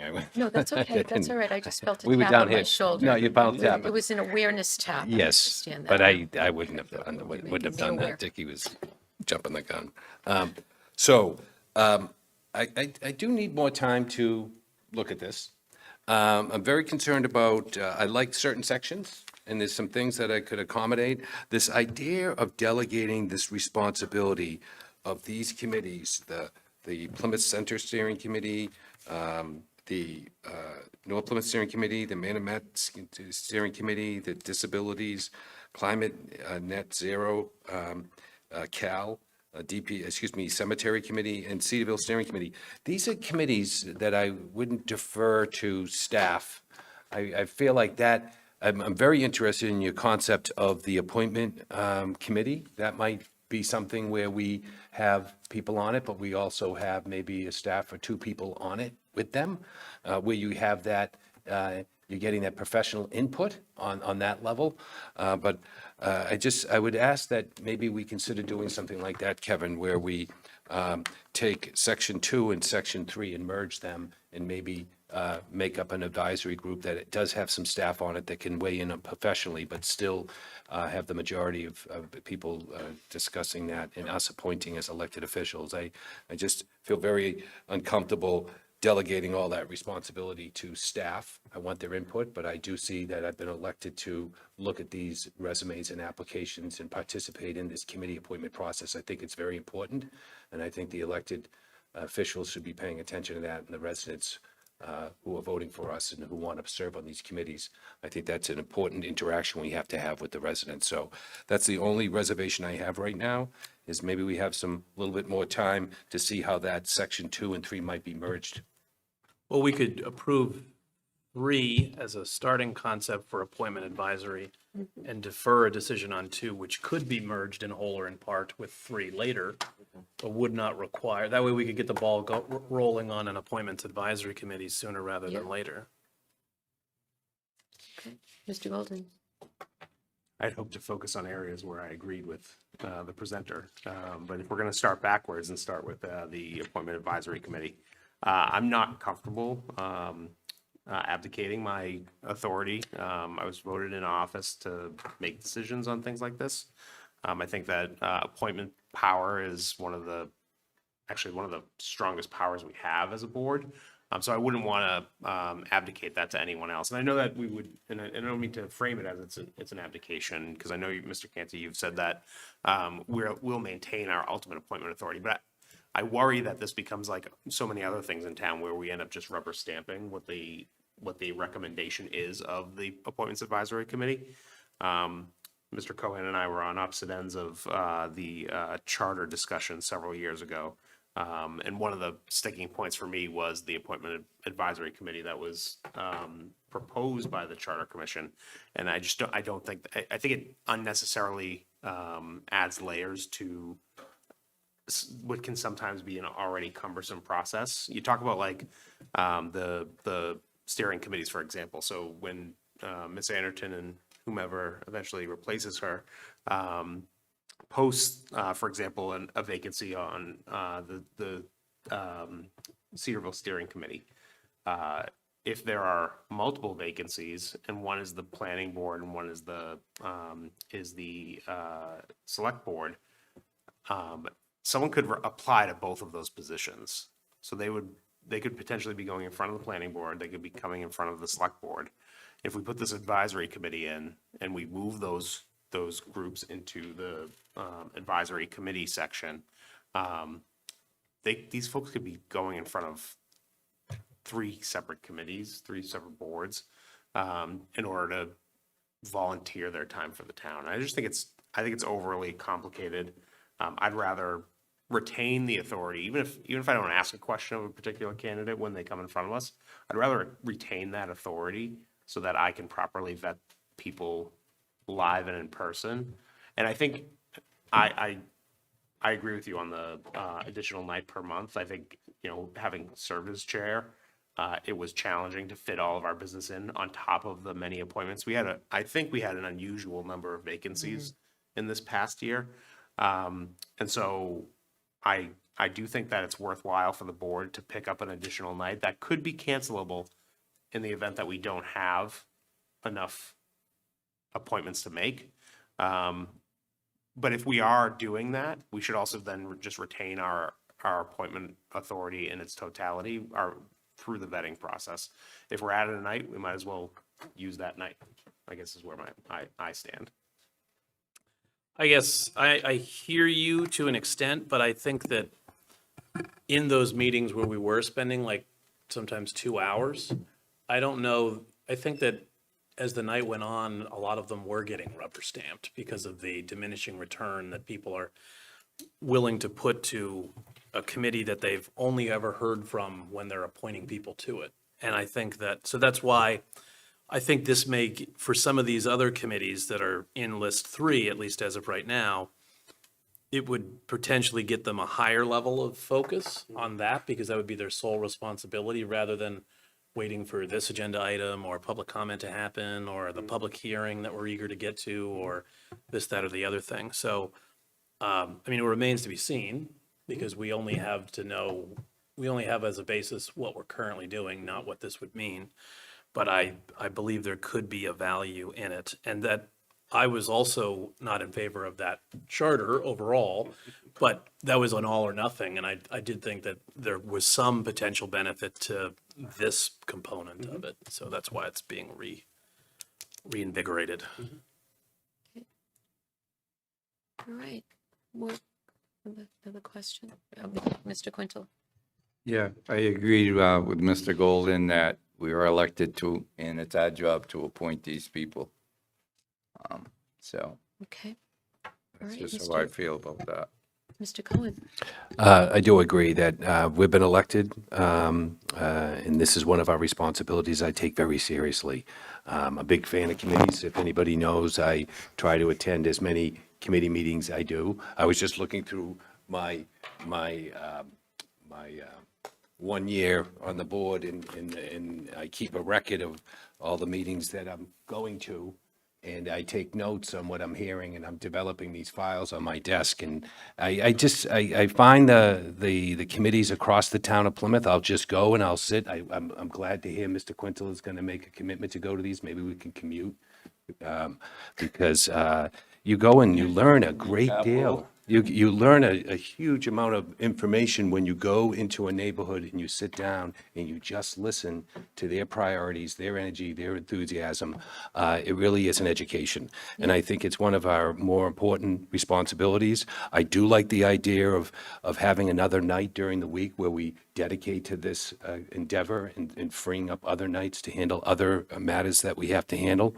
But I do feel like that's a big responsibility that we have, and I want to meet that responsibility because I see on a weekly, daily basis, the results of all of our work. I'll go to these meetings and I'll see these people that we appointed, and I'll be seeing what they're doing and their passion they're bringing to the neighborhood discussion.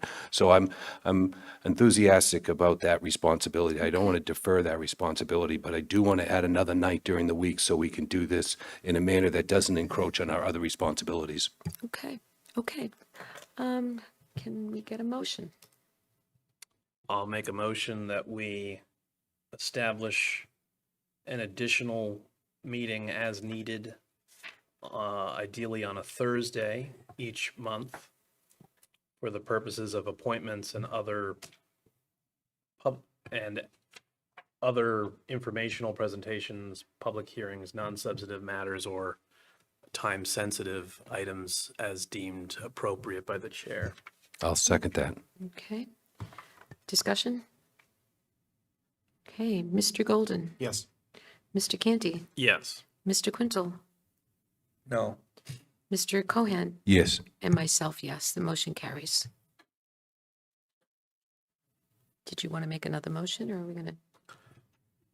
Well, why don't we see how we enjoy appointing to 46 boards and committees for a few months, and Okay. then revisit. All right, we'll see you back here in a couple months. Okay, thank you. So that concludes our agenda. Mr. Brindisi, the town manager.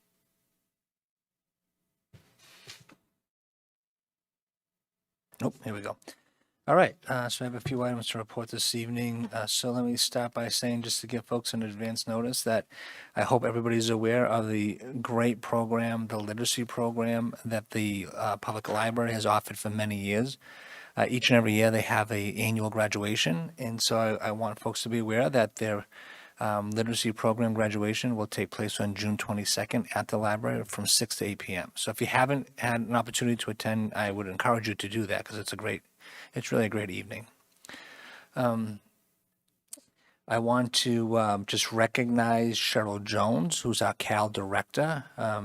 She and her staff put on an amazing event last week, where they recognize all the volunteers who have supported the CAL over the past 12 months.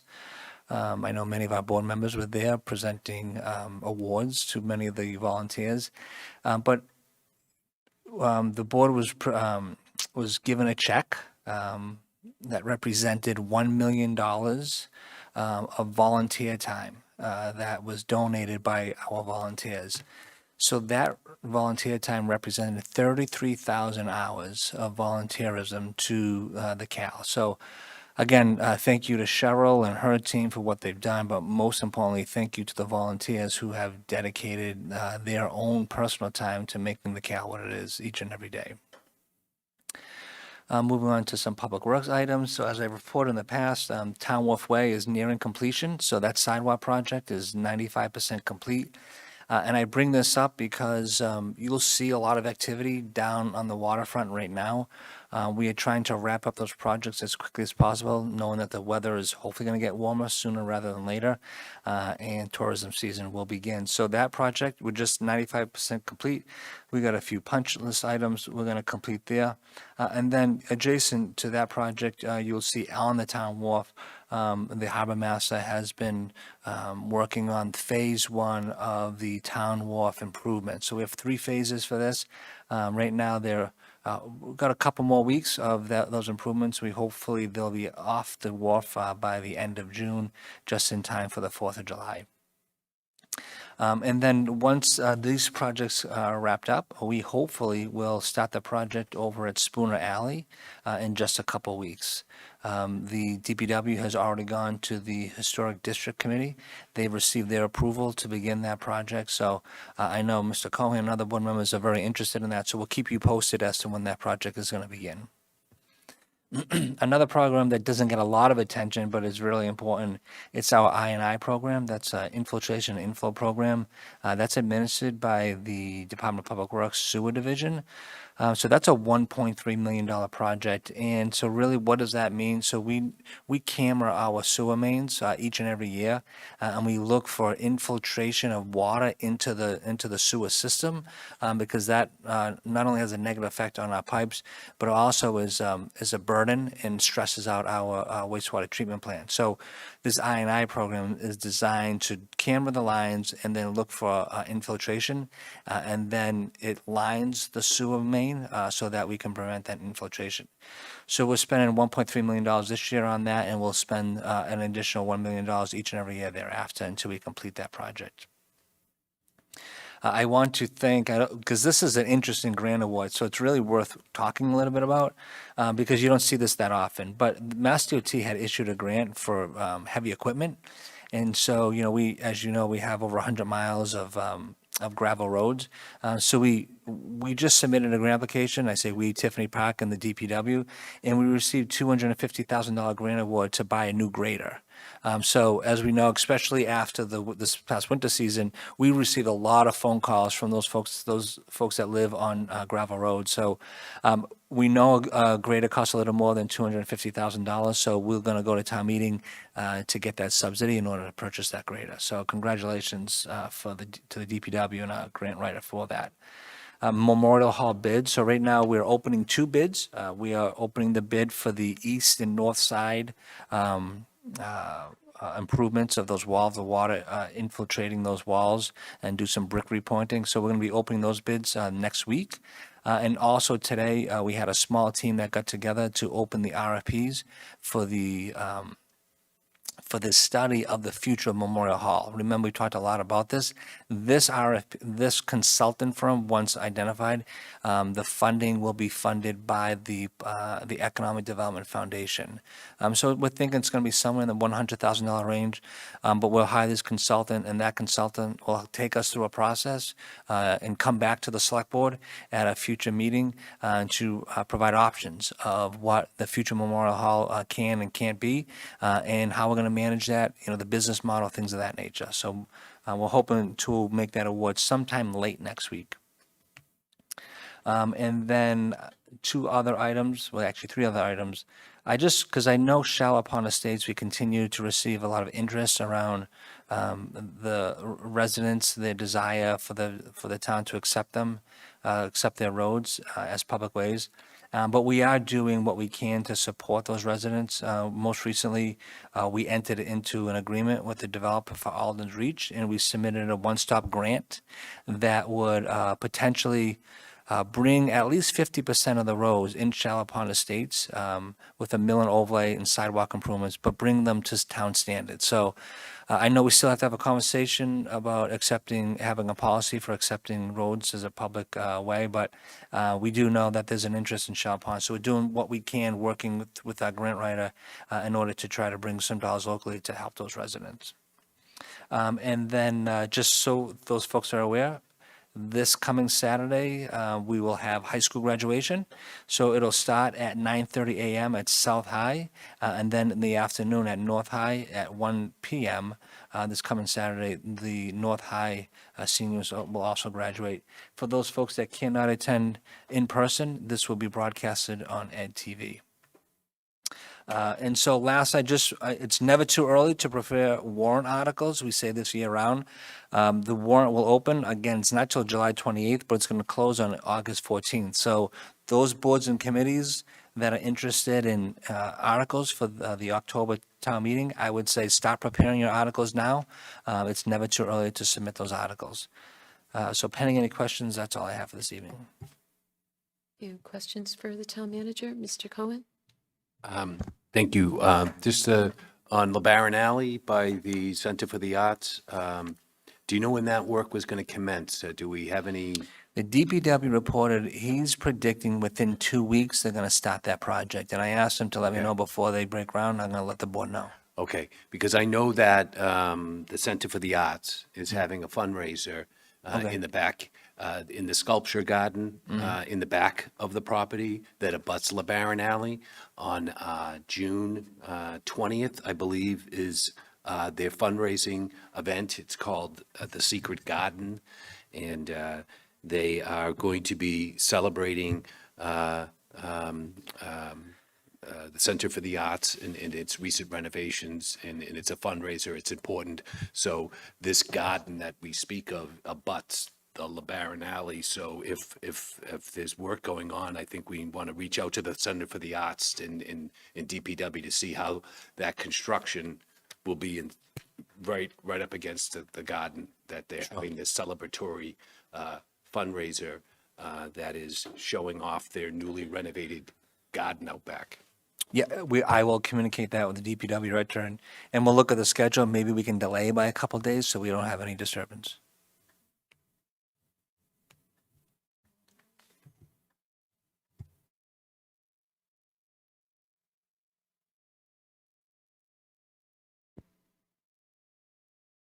Just an update.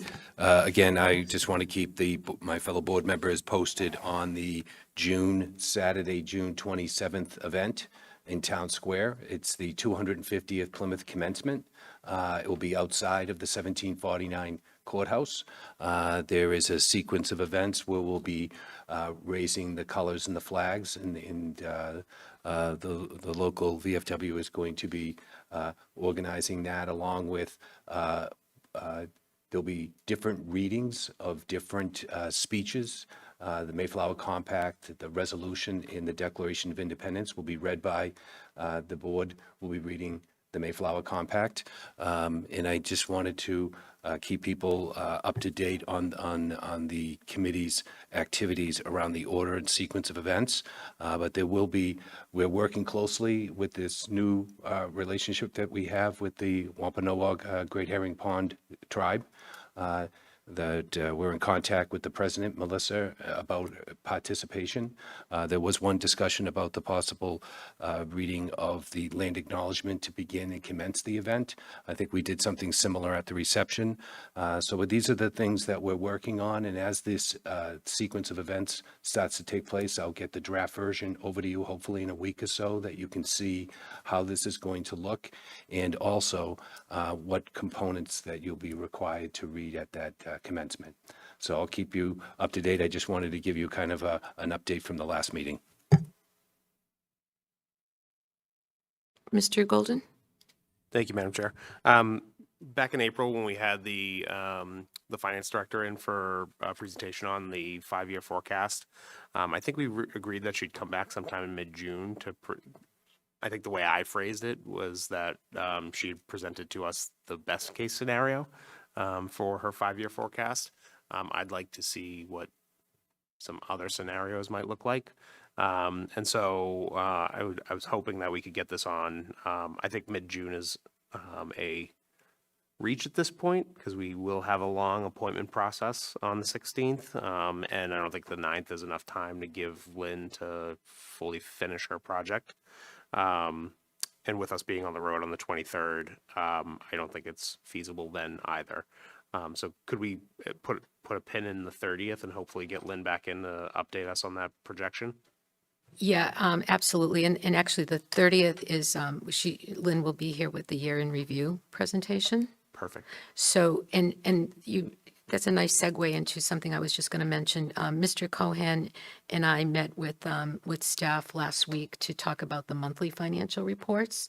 And one of the requests that we made was, around the timing for the forecasting that we've been looking for. So I can follow up with that. But just to let you all know that we had a very productive discussion, and we'll begin those monthly presentations at the close of the first month of this new fiscal year. So we'll hear from her in August about about the July report.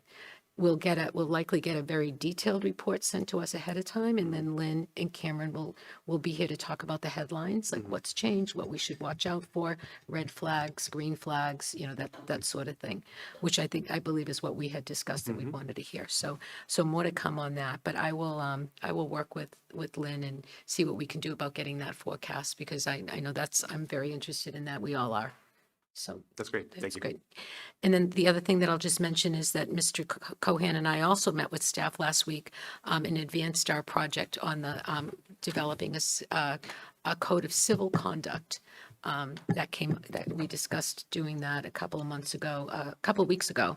And so we're making good progress on that. And within the next month or so, we should have something to present to the board. That's all I have. Anything else for old business before we adjourn? Nope. Motion to adjourn. So moved. Second. Second, okay. Mr. Cohen, Yes. Mr. Quintel, Yes. Mr. Canty, Yes. Mr. Golden. Yes. And myself, yes, we are adjourned. I like doing that.